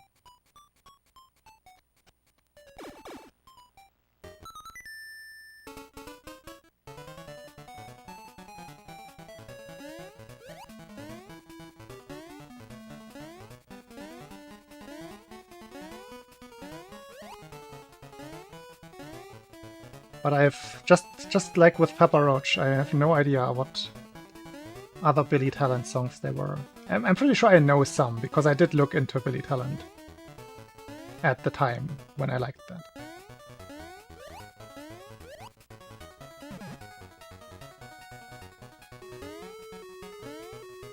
I love going on these music nostalgia trips. Now I remember some more one-hit... They're not even one-hit wonders, but because that gives them a little bit too much credit. Or notability, I guess. Does anybody remember Puddle of Mud? They were in the pre-show in one of the Korn concerts I went to. That is one song. What was the name again? What was the song?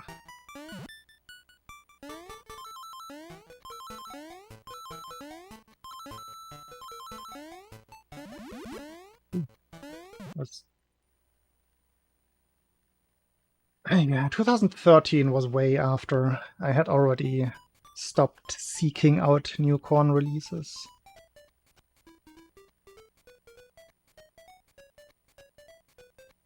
I kind of have to be in the mood to listen to an entire Korn album again, but it's something that I will probably do at some point. Just listen to all of them. Ah, what's Blurry? That's the song, the one song by Puddle of Mud. Everything's so blurry. A little bit of a whiny song.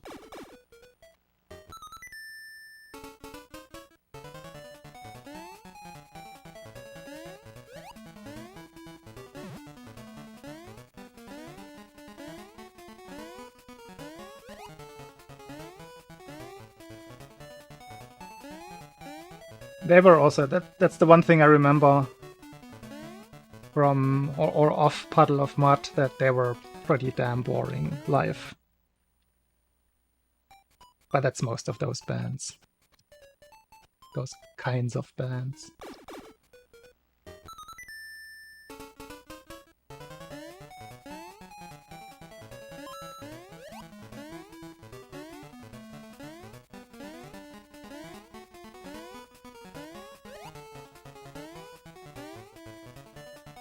That one I don't even know.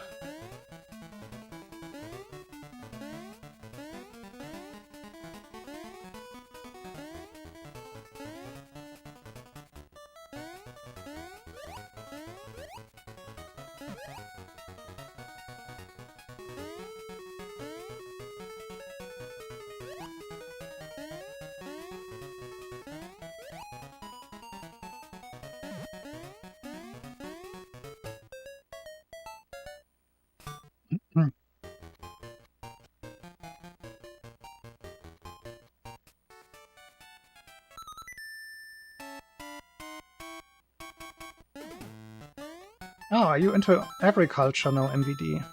Yeah. To start early. I appreciate you being here so late. Be tight. No, I'm doing it wrong. World record flying. Yeah. I consider today, like right now, still Thursday, so I will wait for World Record Friday.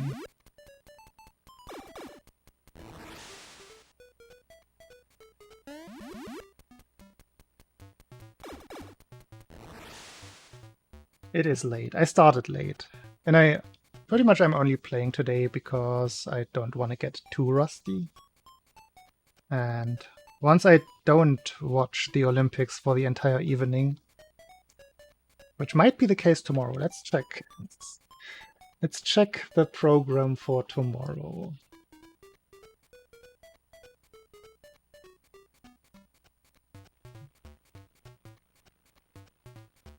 Olympic Games schedule. Oh, this doesn't list the times. Why does this not list the times? Oh wait, think this works. Alright, so when is tomorrow evening? In 20 hours.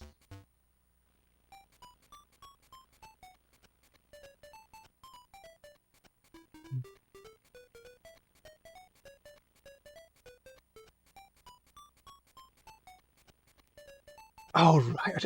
I completely forgot that they had breakdance in the Olympics this year. That is so weird. Talking about completely subjective criteria sports again. Breakdance is definitely up there. Why is that considered an Olympic sport? I don't agree with that.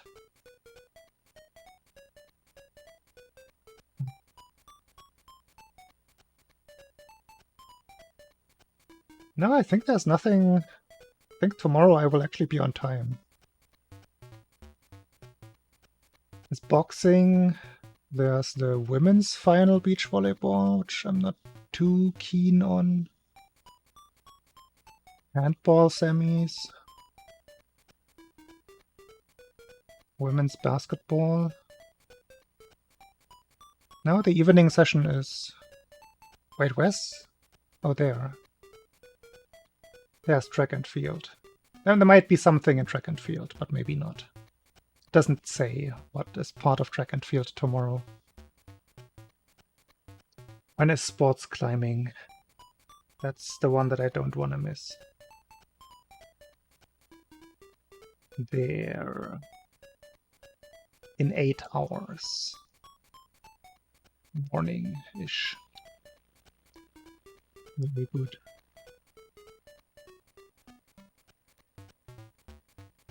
Alright. Let's get one more run going.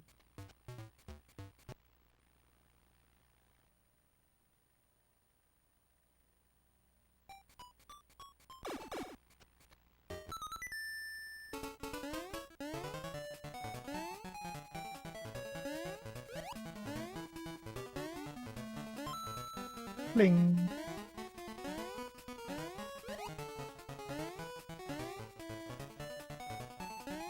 Oh yeah, I wasn't expecting too much from today's stream, except for derusting.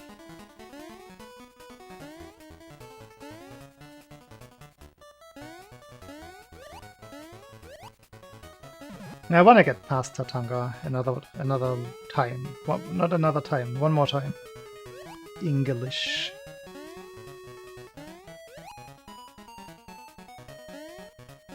Very crucial difference.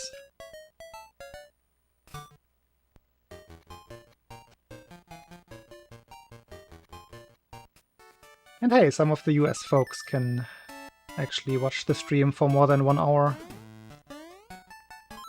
That's also nice.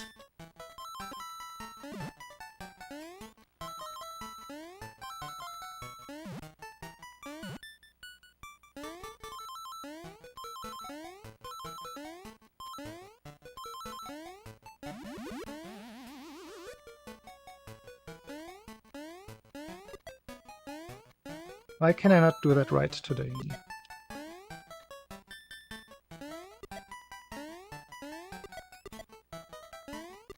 That mushroom grab is just one of those things where practice doesn't really help.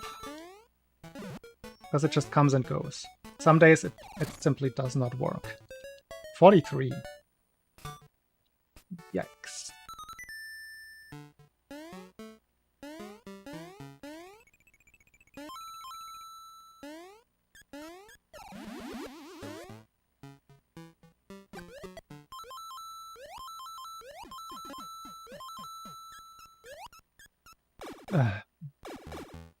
Press the jump button just in between those two parts where Mario just lost contact to the jelly for 2 frames.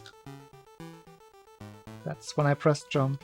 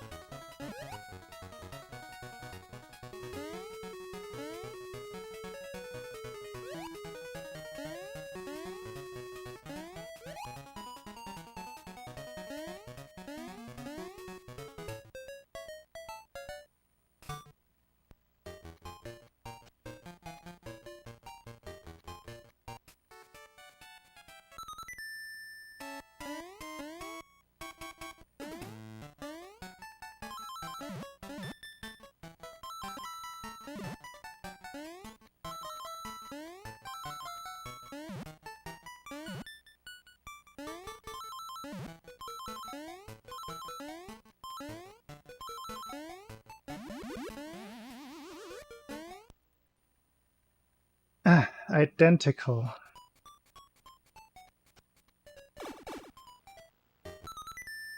And it's just off by a single frame. If I press jump 1 frame later, everything is fine.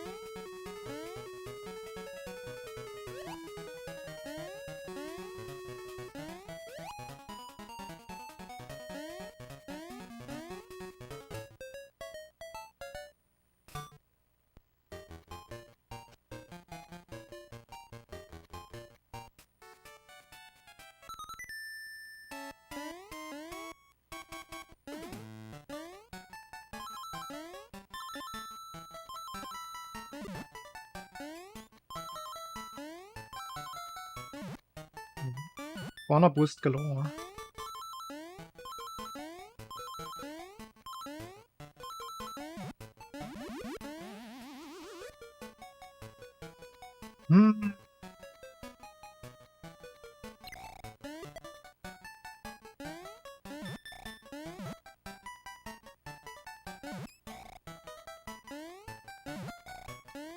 Yeah, but that's too much of a turnaround.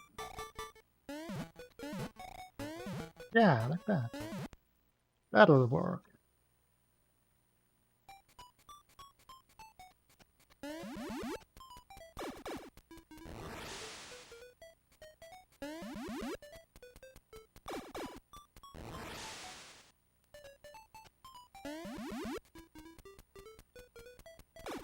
Oh no.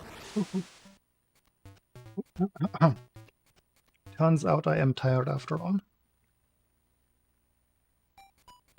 I mean, I should be. I have been maintaining a very nice sleep schedule.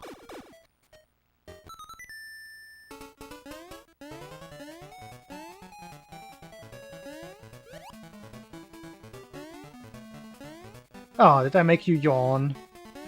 Funny.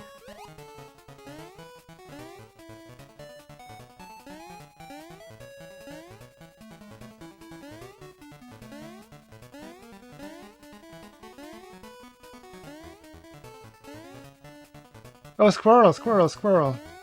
Wait, did I tell you this already? You know of Travis McEnery, right? The spider dude on YouTube. Have we talked about the Araneos diadematus video already?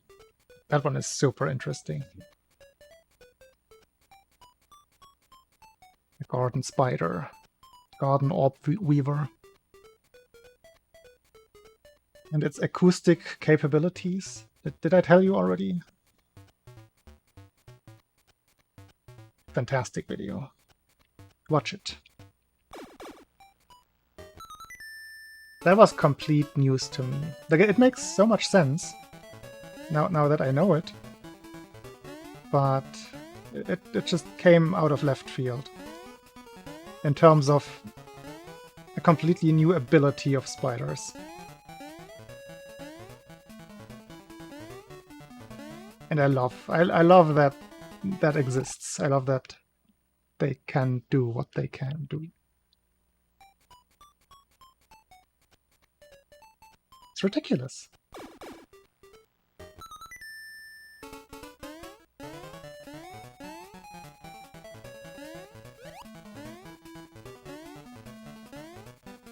Yeah, I'm not gonna spoil it.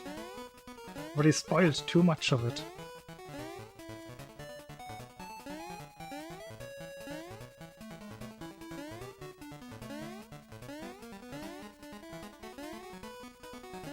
When I saw that, I had one of those nature is amazing moments.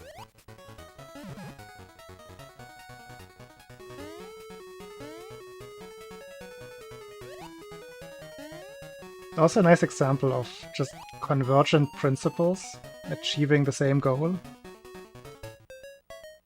Just very nice.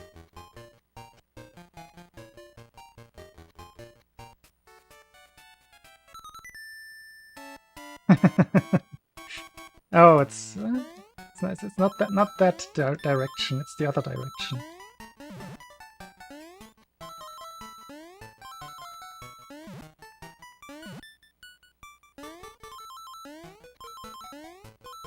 Spiders might be listening to guitar songs.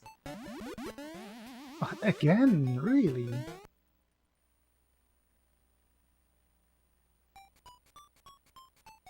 Alright, Scarab. Enjoy both of those things. Thanks for hanging. Guitar lessons. I should probably at least touch my guitar again.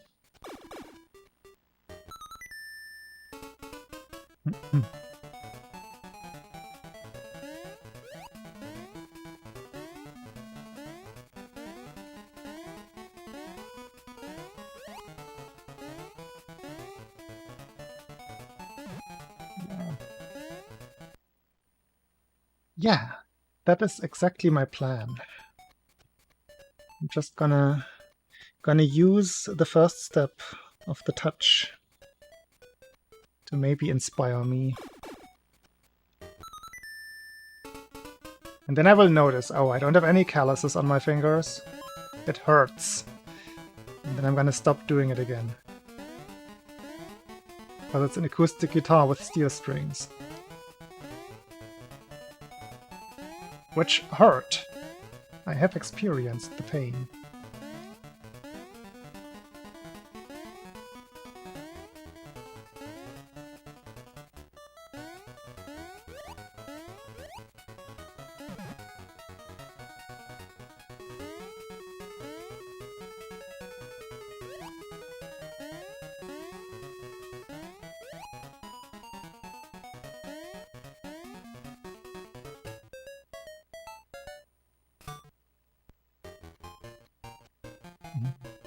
Motivation is a bitch. I still have to change the cassette and chain. I've been out on my bike, but I should really, really change those things. And then I have a much better riding experience. Nice. I also, like, very loosely have a trip planned, but I haven't put a date on it yet. It's not gonna happen while the Olympics are still going, so Monday at the earliest. It's only a 60-kilometer round trip, I think. But it's something where I go to a certain place to have a look at the place, and the bike trip is just a nice little extra.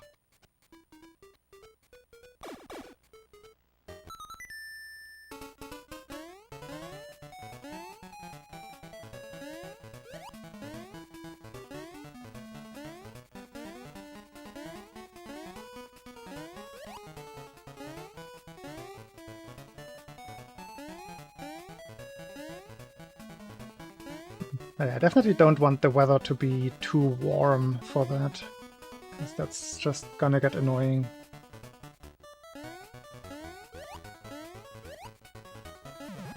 There's a lot of wooded area on the way where I could just ride through the forest and don't be bothered by the direct sun as much.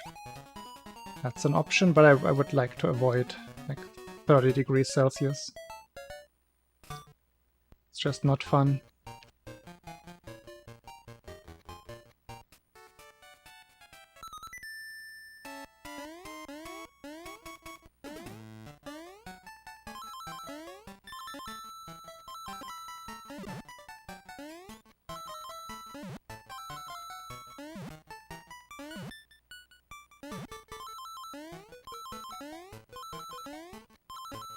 No corner boosts? Hey!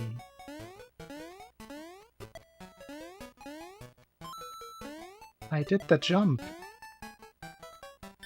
Did the thing where I don't have to reset.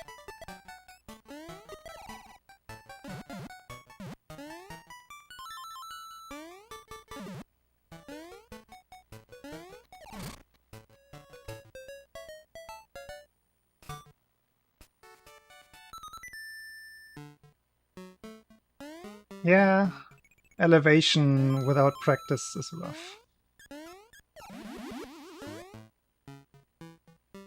Once you have just a nice baseline, then elevation riding is a lot of fun right away, I think. In my opinion.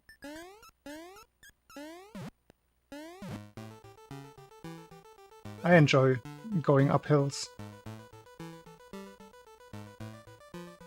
Actually my favorite aspect of riding, which I do way too little. In recent years I've only been riding through the city and sometimes through the nearby forests.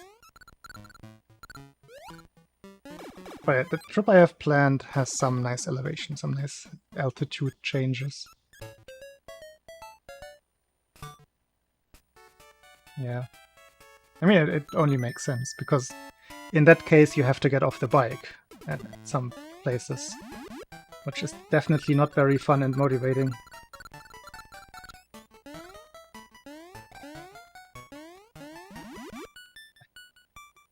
Cannot do it. I want to be able to do it.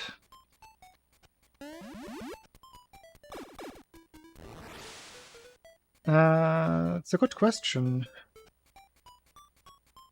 Let me see if I can give you a very quick answer, because I haven't saved the route, but I can. I think this is real time nowadays, right?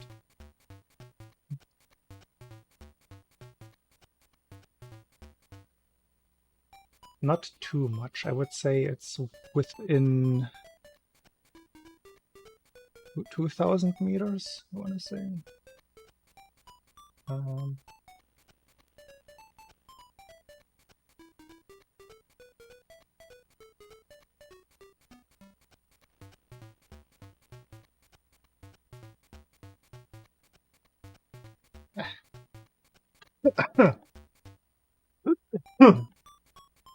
Excuse me.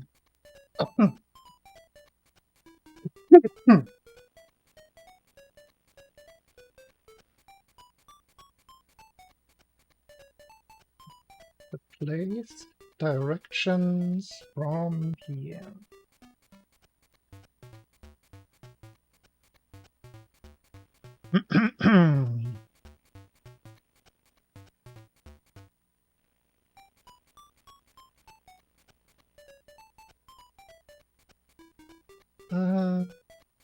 Oh, wait. Really? That's way less. Oh, because this is going... No, this is not going alongside the river. But really? This is only 300 meters up. That cannot be right. That cannot be right.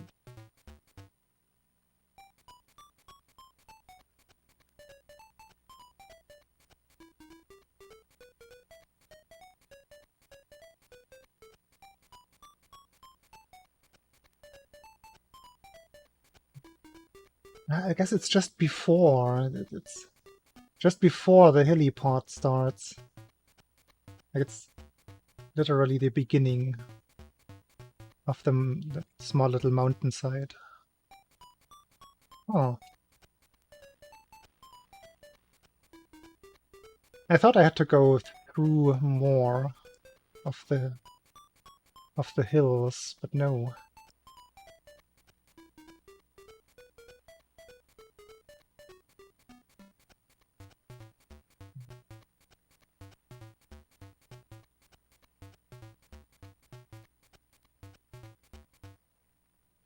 Where's the place? Oh yeah, because it's much further south and not. I thought it was further to the east. where the hills are. I'm riding just past the mountainside. Okay, not hilly at all. It's just 300 meters on 30 and then 30 back. So I guess it's 600 for the entire trip. Still not a lot of elevation.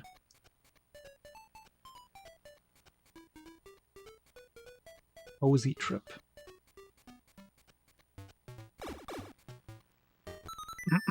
If Google is right. That is... But it might. Didn't look very wrong.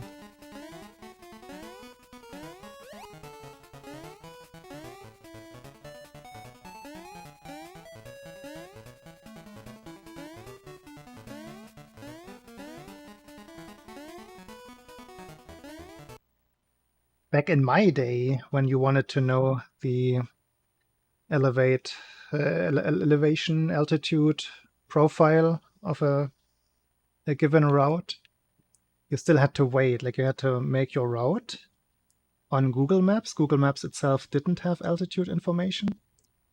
You had to save the KLM file, had to put it into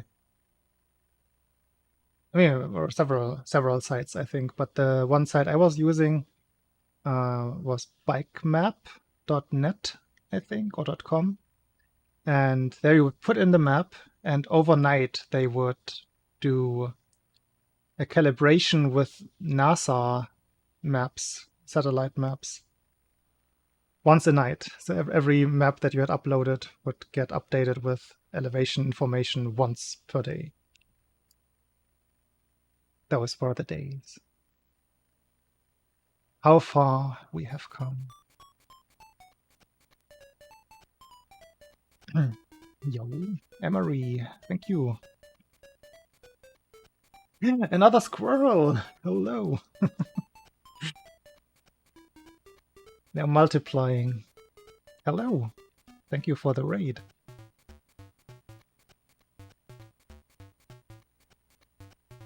I want to say I'm just finishing up, but it might not be true. Been trying to get some rusty speedruns going.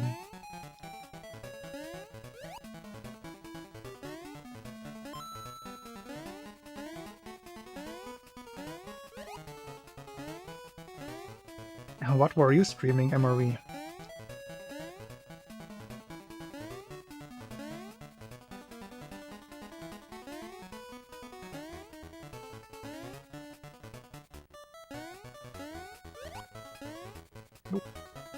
That Goomba lives today. Subnautica.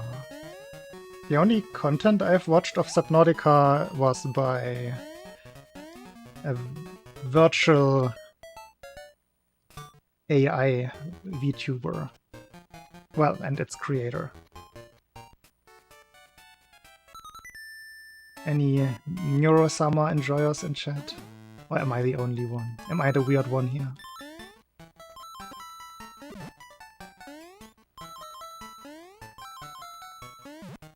I usually am. I'm fine with that.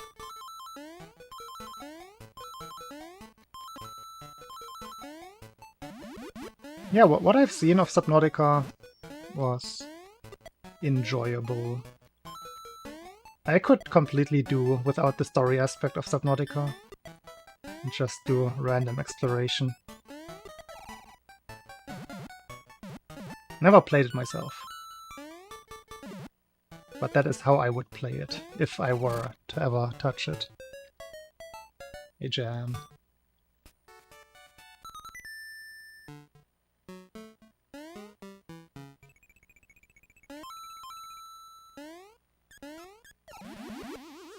I tend to mention Neurosama every now and then. It's just the exact right amount of nonsense for my taste. I do enjoy nonsense a lot. Nonsense humor. Paired with like current state-of-the-art AI technology. Count me in.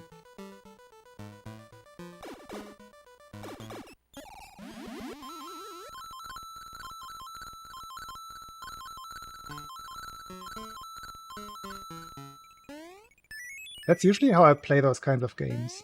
Like, Skyrim is the prime example for a lot of people, I think. Where you just end up playing only the side quests and all of the other like quest lines except for the main one. That's exactly how I play any kinds of games with explorations and like a non-linear possibility of progression. Not even progression, just gameplay.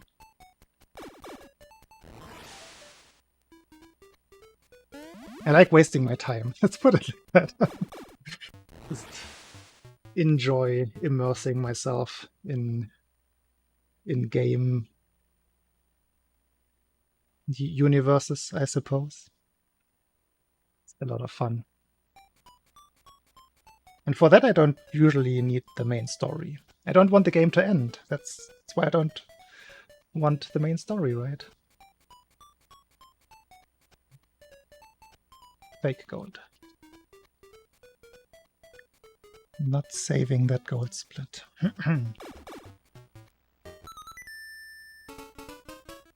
More recently I did the very same thing, or I'm still doing the same thing in Elden Ring, where I avoid the main story like the pesky pest, just to get as many hours of enjoyment out of it before I get bored. And I usually don't get bored easily. So I have like 300 hours in Elden Ring without having fought the first big boss.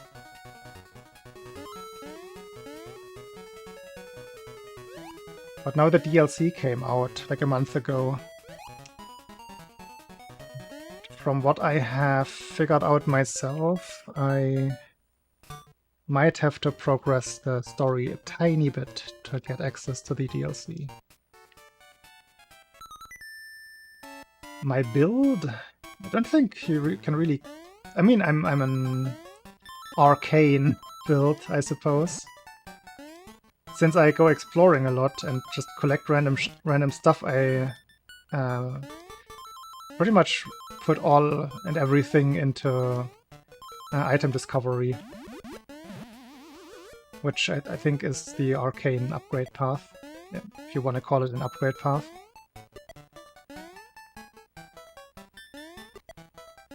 And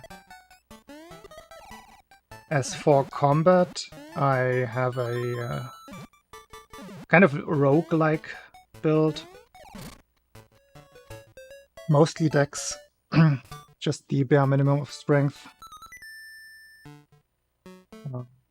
Mid-rolling, mostly, I think. I forgot the name of the weapon that I got. It's the one that one of the nightly invaders, the one under the bridge in Liurnia Lake, gives you. Gives you, like you loot it. Like some blood thingy blade. Pretty nice one, which also scales with arcane, I believe.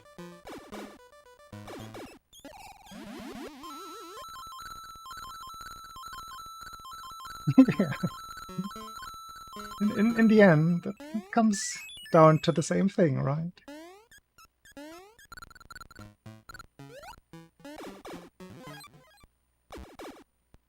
But I've just been exploring everything that I can without... Like, you can usually tell, right? There's this place that the story actually tells you... Flip switch. Tells you to go to, like Stormvale Castle in that case. Where you know, okay, if I cross this fog gate, there's gonna be a boss. And that's just what I keep avoiding. I explore the bigger places where I know that, okay, past this fog gate is one big story boss. Let's just turn around and go somewhere else.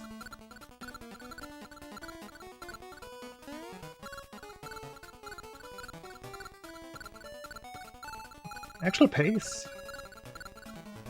Surprising.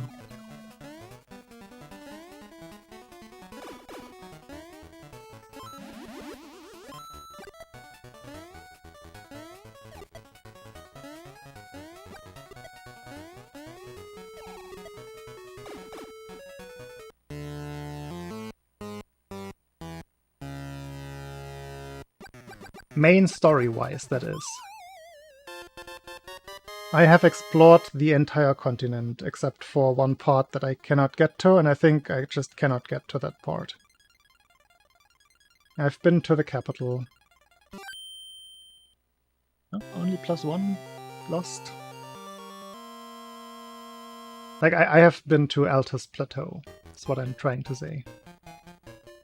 Without finishing Stormvale Castle. Or almost any other bosses. Some I couldn't avoid. And I just gave them one try, and usually it's that way if I see... Like, sometimes you don't... That's the way I wanted to say it. Sometimes you can't really tell whether there's gonna be a boss or not. It just locks you in, and funny. There's a boss. And if I kill it first time, I'm okay with that. If I die to it the first time, I usually don't really grind at that point, because then I just go my usual path of, okay, not here, let's explore somewhere else. But yeah, that way I did end up fighting a couple of smaller area bosses.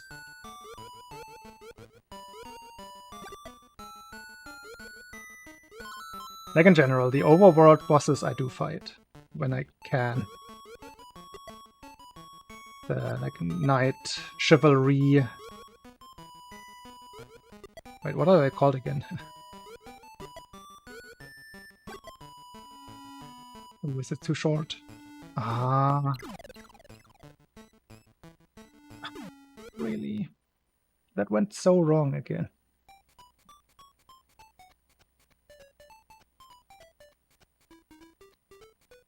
Yeah, that's usually how it goes for me in those kinds of games. Not that I've played too many games in the last couple of years, but that's usually how it goes. At some point I just say, okay, don't have anything else, now let's kill all of the bosses with my overpowered equipment. Because that's effectively what happens, right? Just to be able to explore... You get to late game areas, so the equipment itself gets much better, you find much better upgrade materials.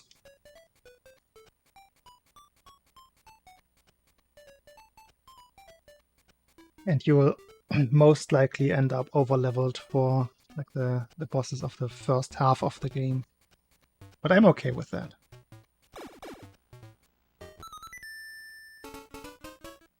In fact, that's kind of how I prefer playing those games. Over-leveling. Like, I immerse myself. I don't like dying in games. I don't throw myself at bosses randomly. I like maintaining that little aspect of, this could be real, right? Like the immersive part. How would I react if I were the character? How would I plan this out? You don't want to die, you want to be safe. You want to cheese bosses from 1 kilometer away if you can. At least I do.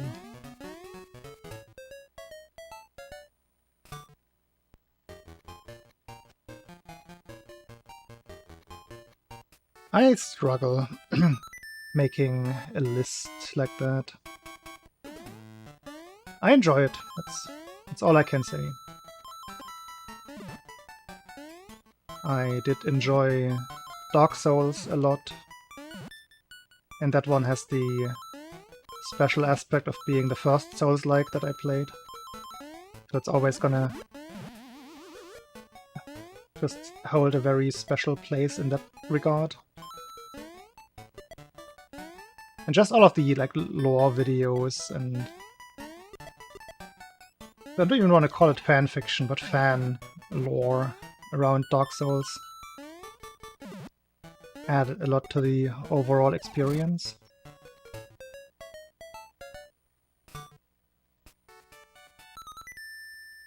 But I also like... I like Skyrim just as much, but for sometimes some different reasons. There's a little bit more of... like the crafty part of Skyrim. It's also something I enjoy.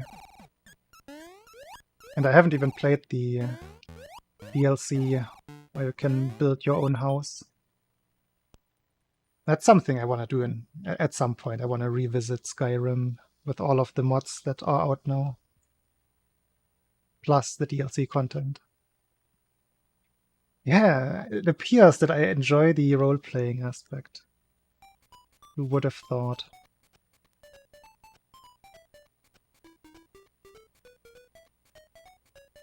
Exactly, Emery. There's this.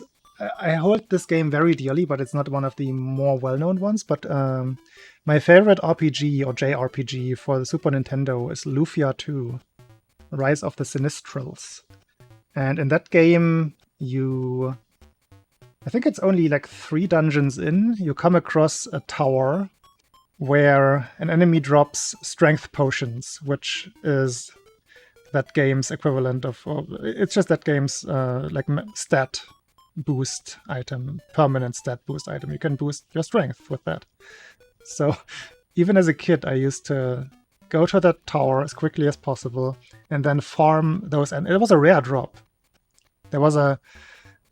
It's just like RPGs, like you get random battles, random encounters, and then certain enemies appear. And in that case, there was a common enemy that appeared, and sometimes there was a rarer one. And the rarer one had a rare drop itself. So it was a pretty low chance to get that drop in the first place, which is good balancing. But I still kept grinding that very same room for like 2 or 3 days in a row until I had one character maxed out in strength. And then I would continue with the story on several playthroughs. It's just how I enjoyed playing the game.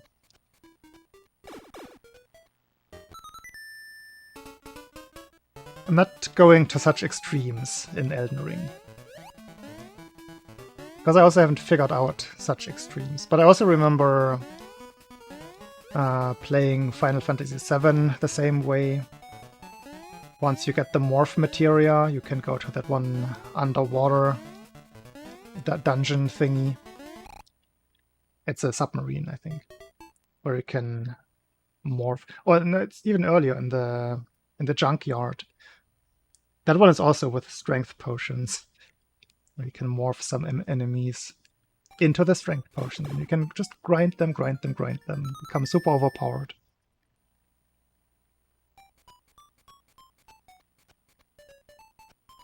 I have not played a single Fire Emblem game.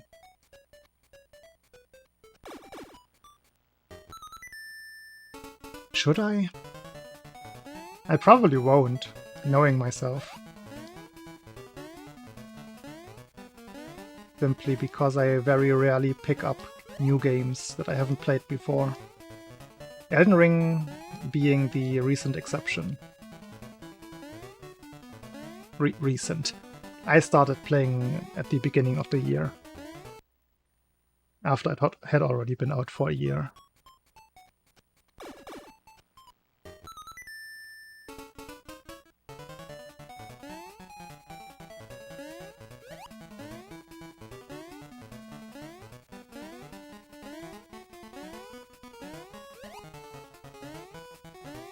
Isn't part of the Fire Emblem thingy that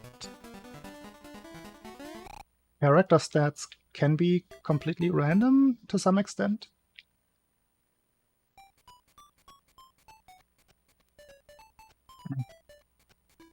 Like in one playthrough, you wouldn't even be able to max out certain things?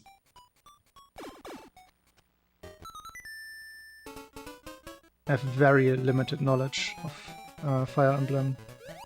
Seen a couple of speedruns at some GDQs at some point.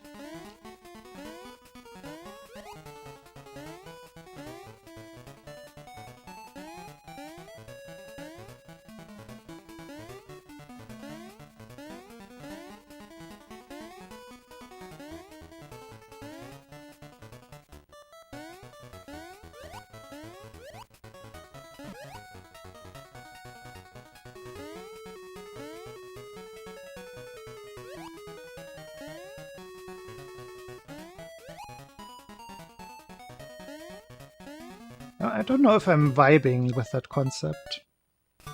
I would have to try.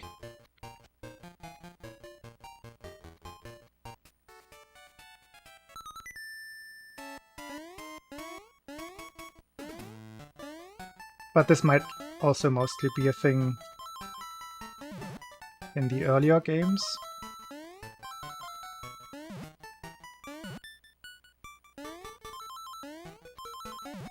One thing that I've heard from more recent Fire Emblem games, I think it's Fire Emblem, right? The Three Houses thing is Fire Emblem, right?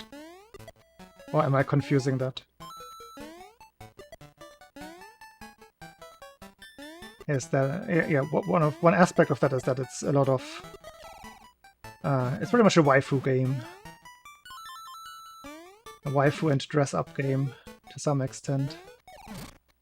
Dating simulator.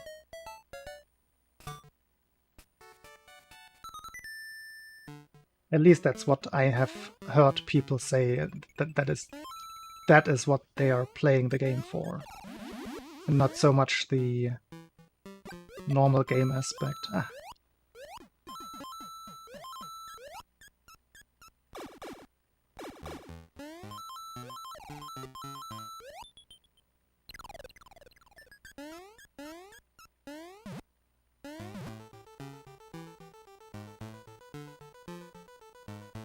On that same note, I've also heard that some story characters can be male or female. Could that be part of the random stats? Just random chromosomes in my role-playing game? That would be funny. That was part of that game mechanic.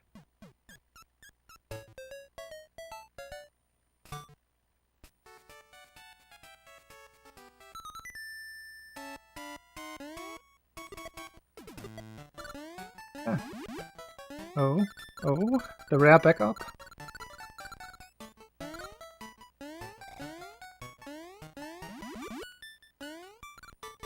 By which I mean the backup that very rarely works.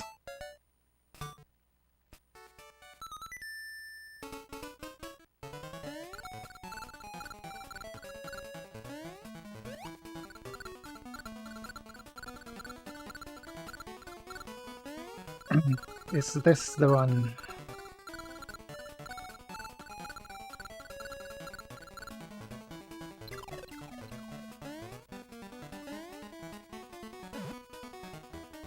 Nope, it's not.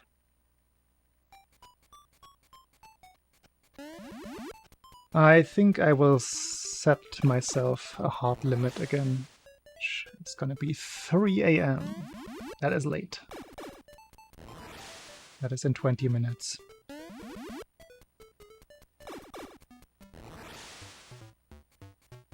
I kind of did. And hello, Meowro form.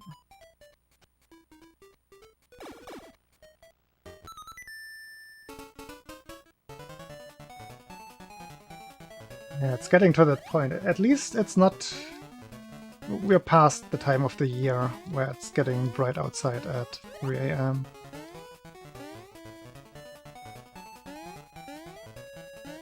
I think that has already been pushed back to close to 5 AM, which is much more healthy. Ah.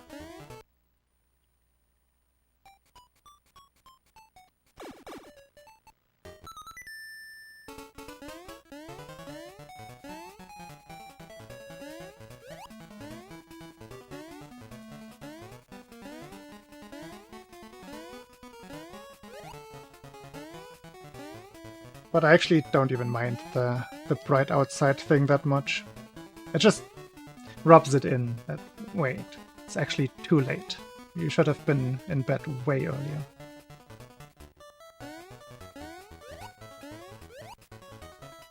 But yeah, brightness doesn't really bother me when I'm sleeping, when I'm trying to fall asleep. That was weird at ESA this year. I could not fall asleep the first 3 days or so. I never have trouble falling asleep, and I arrive at ESA, try to fall asleep the first night, and just could not. And then I did fall asleep and was awake 30 minutes later again. Same problem again. Very strange.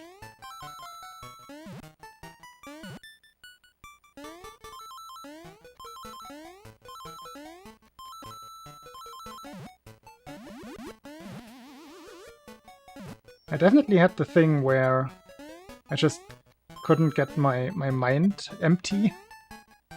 So there was something unspecific on my mind. I couldn't figure out what I was thinking of, but my brain was going through the motions of thinking about something, which prevented me from falling asleep. Very, very odd.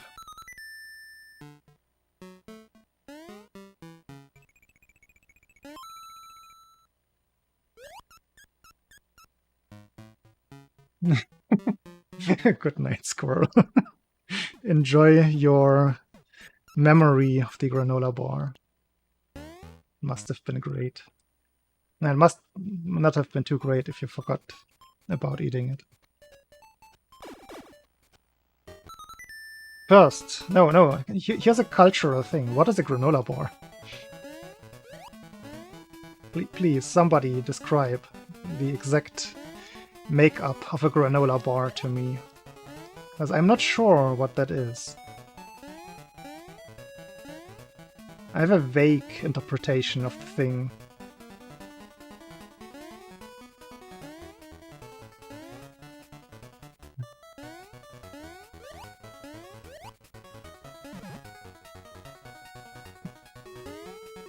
You just described one word with another that is probably distinct to a certain culture.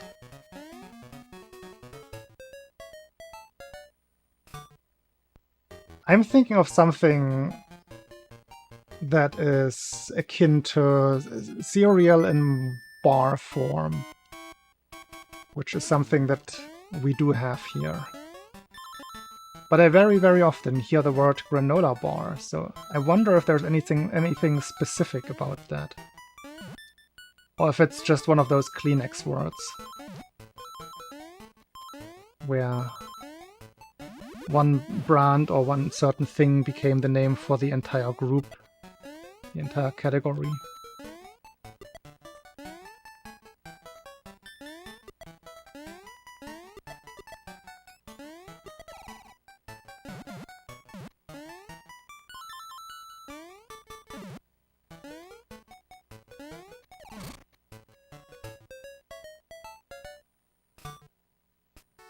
Oh, so it's definitely a North American thing.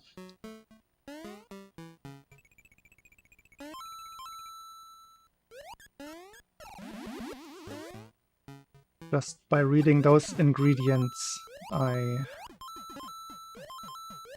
conclude that that is not something I would be able to find here.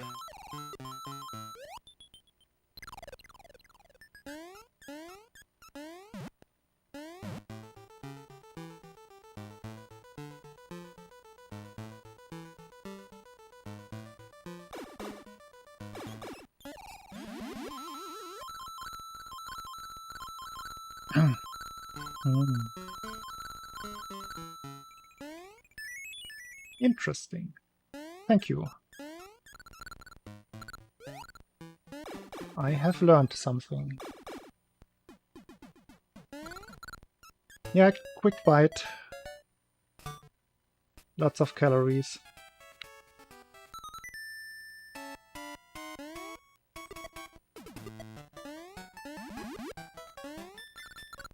I am familiar with the concept. Did I do it wrong? Yes, the guy is there.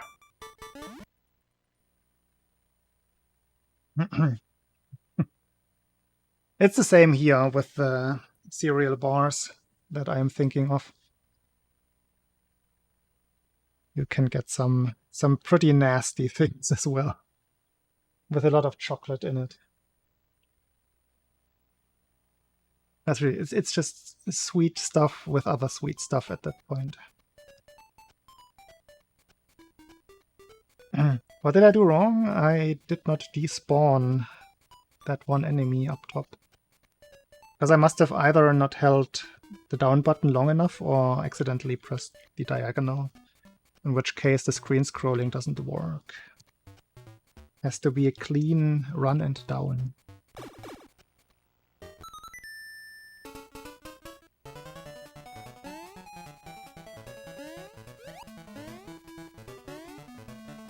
And yeah, in that very level there, in that spot, that loses 1.5 seconds.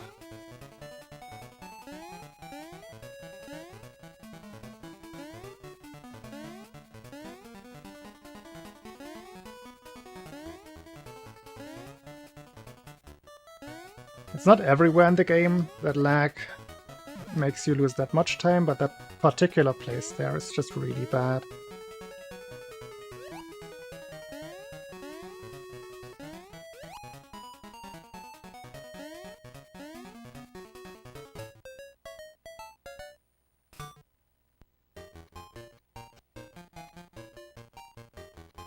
That's pretty much when I jumped up at the end and mentioned the guy is still there. The guy is not supposed to be there, because by the scrolling down the screen, your intention is to despawn that one.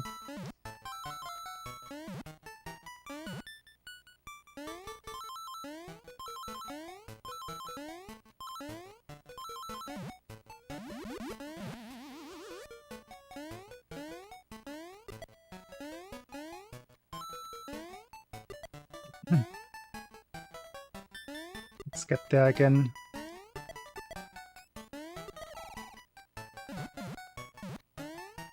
But yeah, to the raiders from earlier.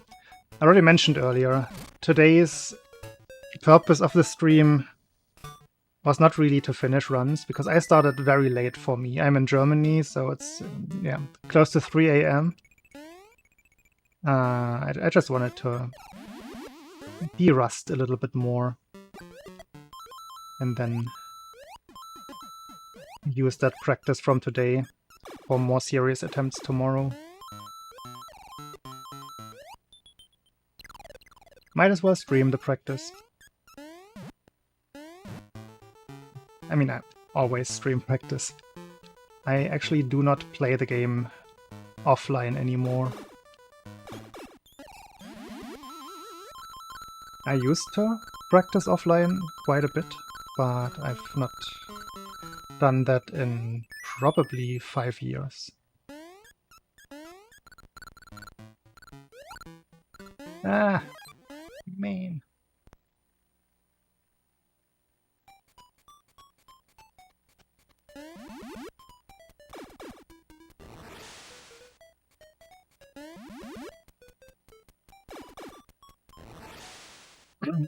Yeah, I think most of my viewer base is usually European. Quite a few Dutch people. At least... I mean, there are other Spanish viewers as well. One from Hungary.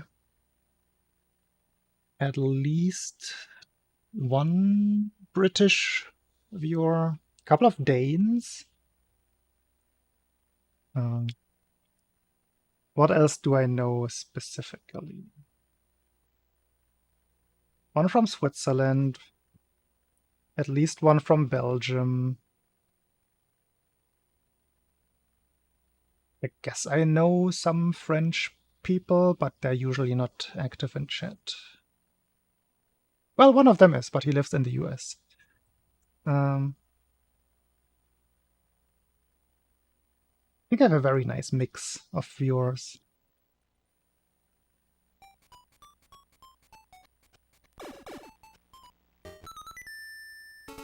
But yeah, I'm not expecting to see too many of those when I'm streaming at this time. Because I should be in bed right now, so should they.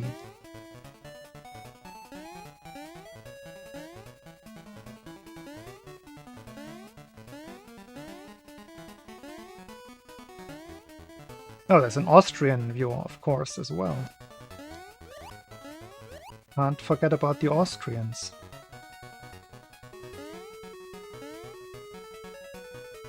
Yeah, they're the Danes still awake.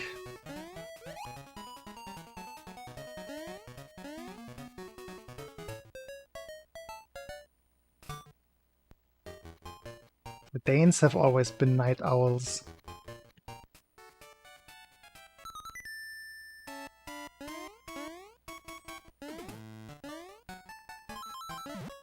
Bonk.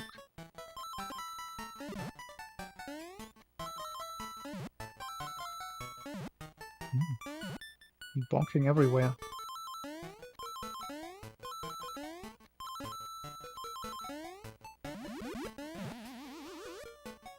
Good grab.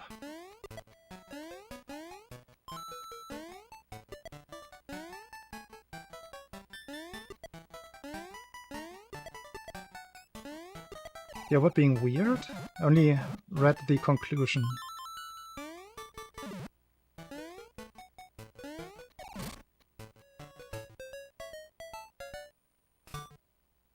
Oh.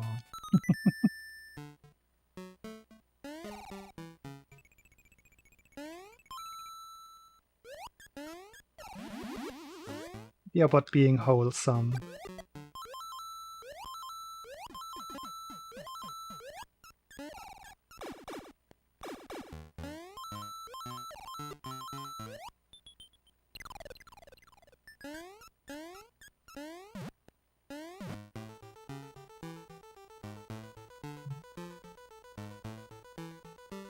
Got the timing right.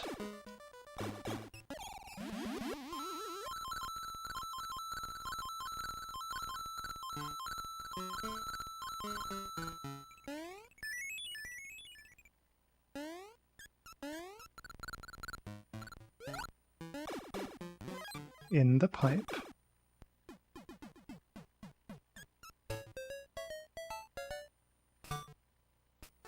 Very good time. Ah.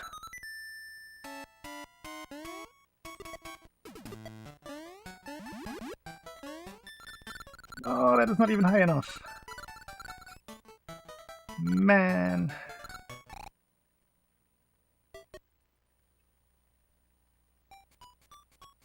That was such a nice tree too.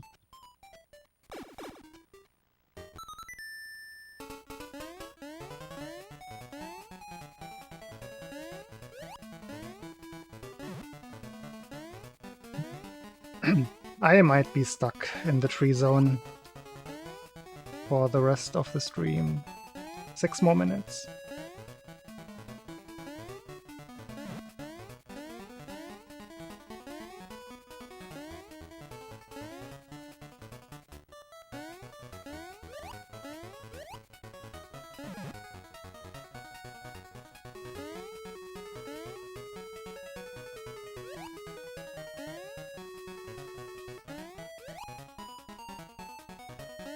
No, I myself usually stream... I mean, I stream at night, yes. But my intended stream time is 8 to 9 p.m. until midnight.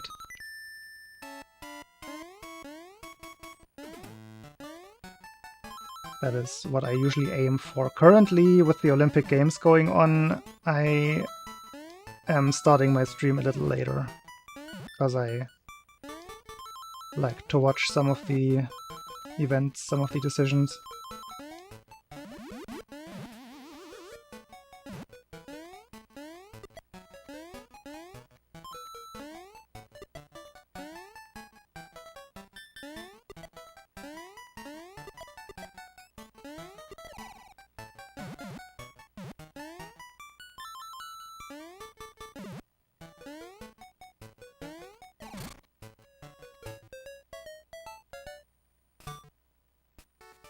Well, quite a few of them.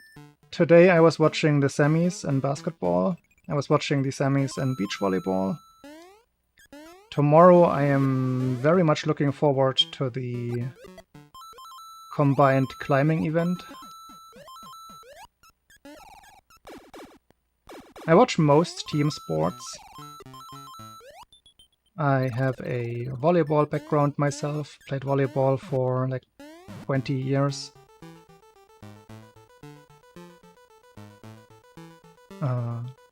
Apart from that, I also enjoy some of the more exotic sports that you usually only get to watch during the Olympics. Because of the spotlight effect that the Olympics have. Yeah. But yeah, for those I don't have any specific ones in mind.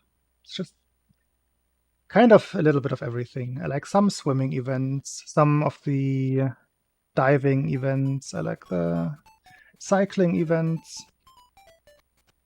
I watched archery. Archery was cool. All kinds of things.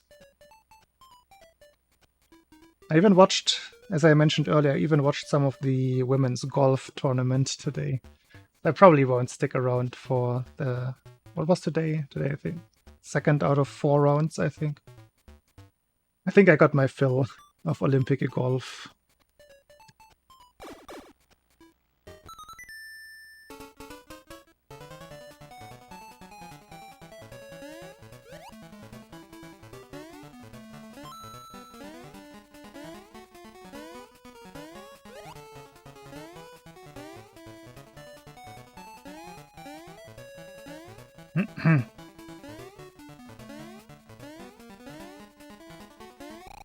Yeah. Yeah, I probably should stream a little bit earlier in the day. Just to... Because I used to be awake very late, but I'm not nowadays. And I say that today when I stream until 3 a.m. But yeah, my biorhythm right now is in the go to bed around 1 a.m. mode. So I'm always already a little bit tired-ish when I stream. Because back in the day when I got used to the stream schedule, I would stay awake for longer. So maybe I should start streaming around 6 p.m. to be more performant, I guess, for the speedrun stuff. But I also don't mind being a little sleepy while trying my speedruns. Sometimes it helps. Sometimes you want to get... Not gonna start another run. It is 3 a.m. But yeah, sometimes it helps to just be in this autopilot mode, with which being sleepy sometimes helps. Not over-focusing. Especially not focusing on mistakes and getting annoyed.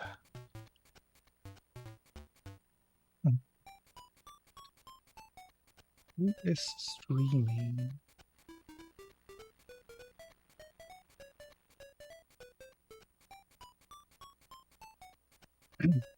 Hey Ben. How is it going? Why are you still awake? We've been talking about this. Why are the Europeans awake at this time? Does everybody have the same excuse as me? I'm curious. Or is it just bad habits? And nobody else is streaming SML2 today. Everybody just night owls.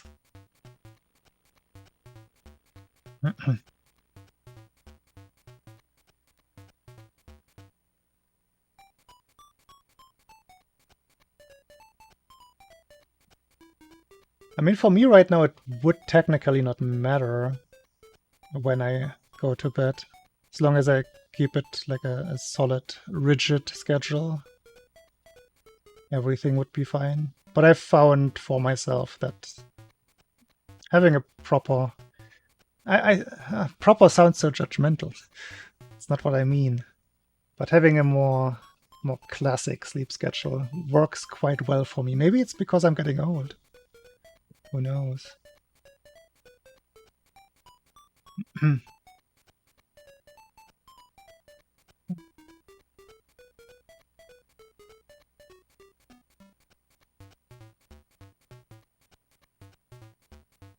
I don't see anyone that I want to raid. Just no raid today. Why is... I hate that. Why does Twitch insert itself into one's following list? That is so rude. I am not following Twitch, so why do I see that the Twitch stream is online? That is not okay. That is... no. It's unfair. I don't want to know. Or am I following... Did I follow the Twitch stream at some point? Let's check. Maybe I'm wrong. Maybe I followed it in order to get some kind of emote at some point. I am following Twitch. Not anymore. Yes, unfollow. There you go. Forget my rambling then. It was all on me.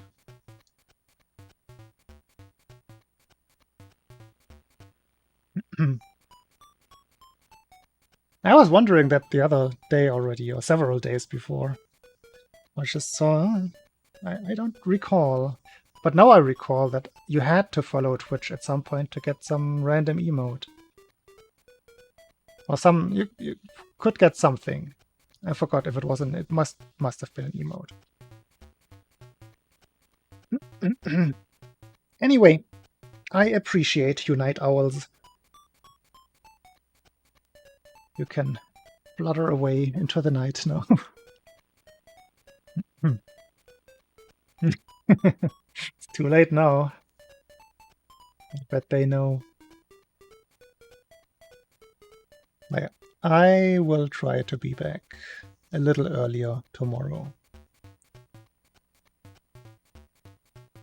Depending on what kinds of track and field events are on in the Olympics. See, I didn't even mention track and field.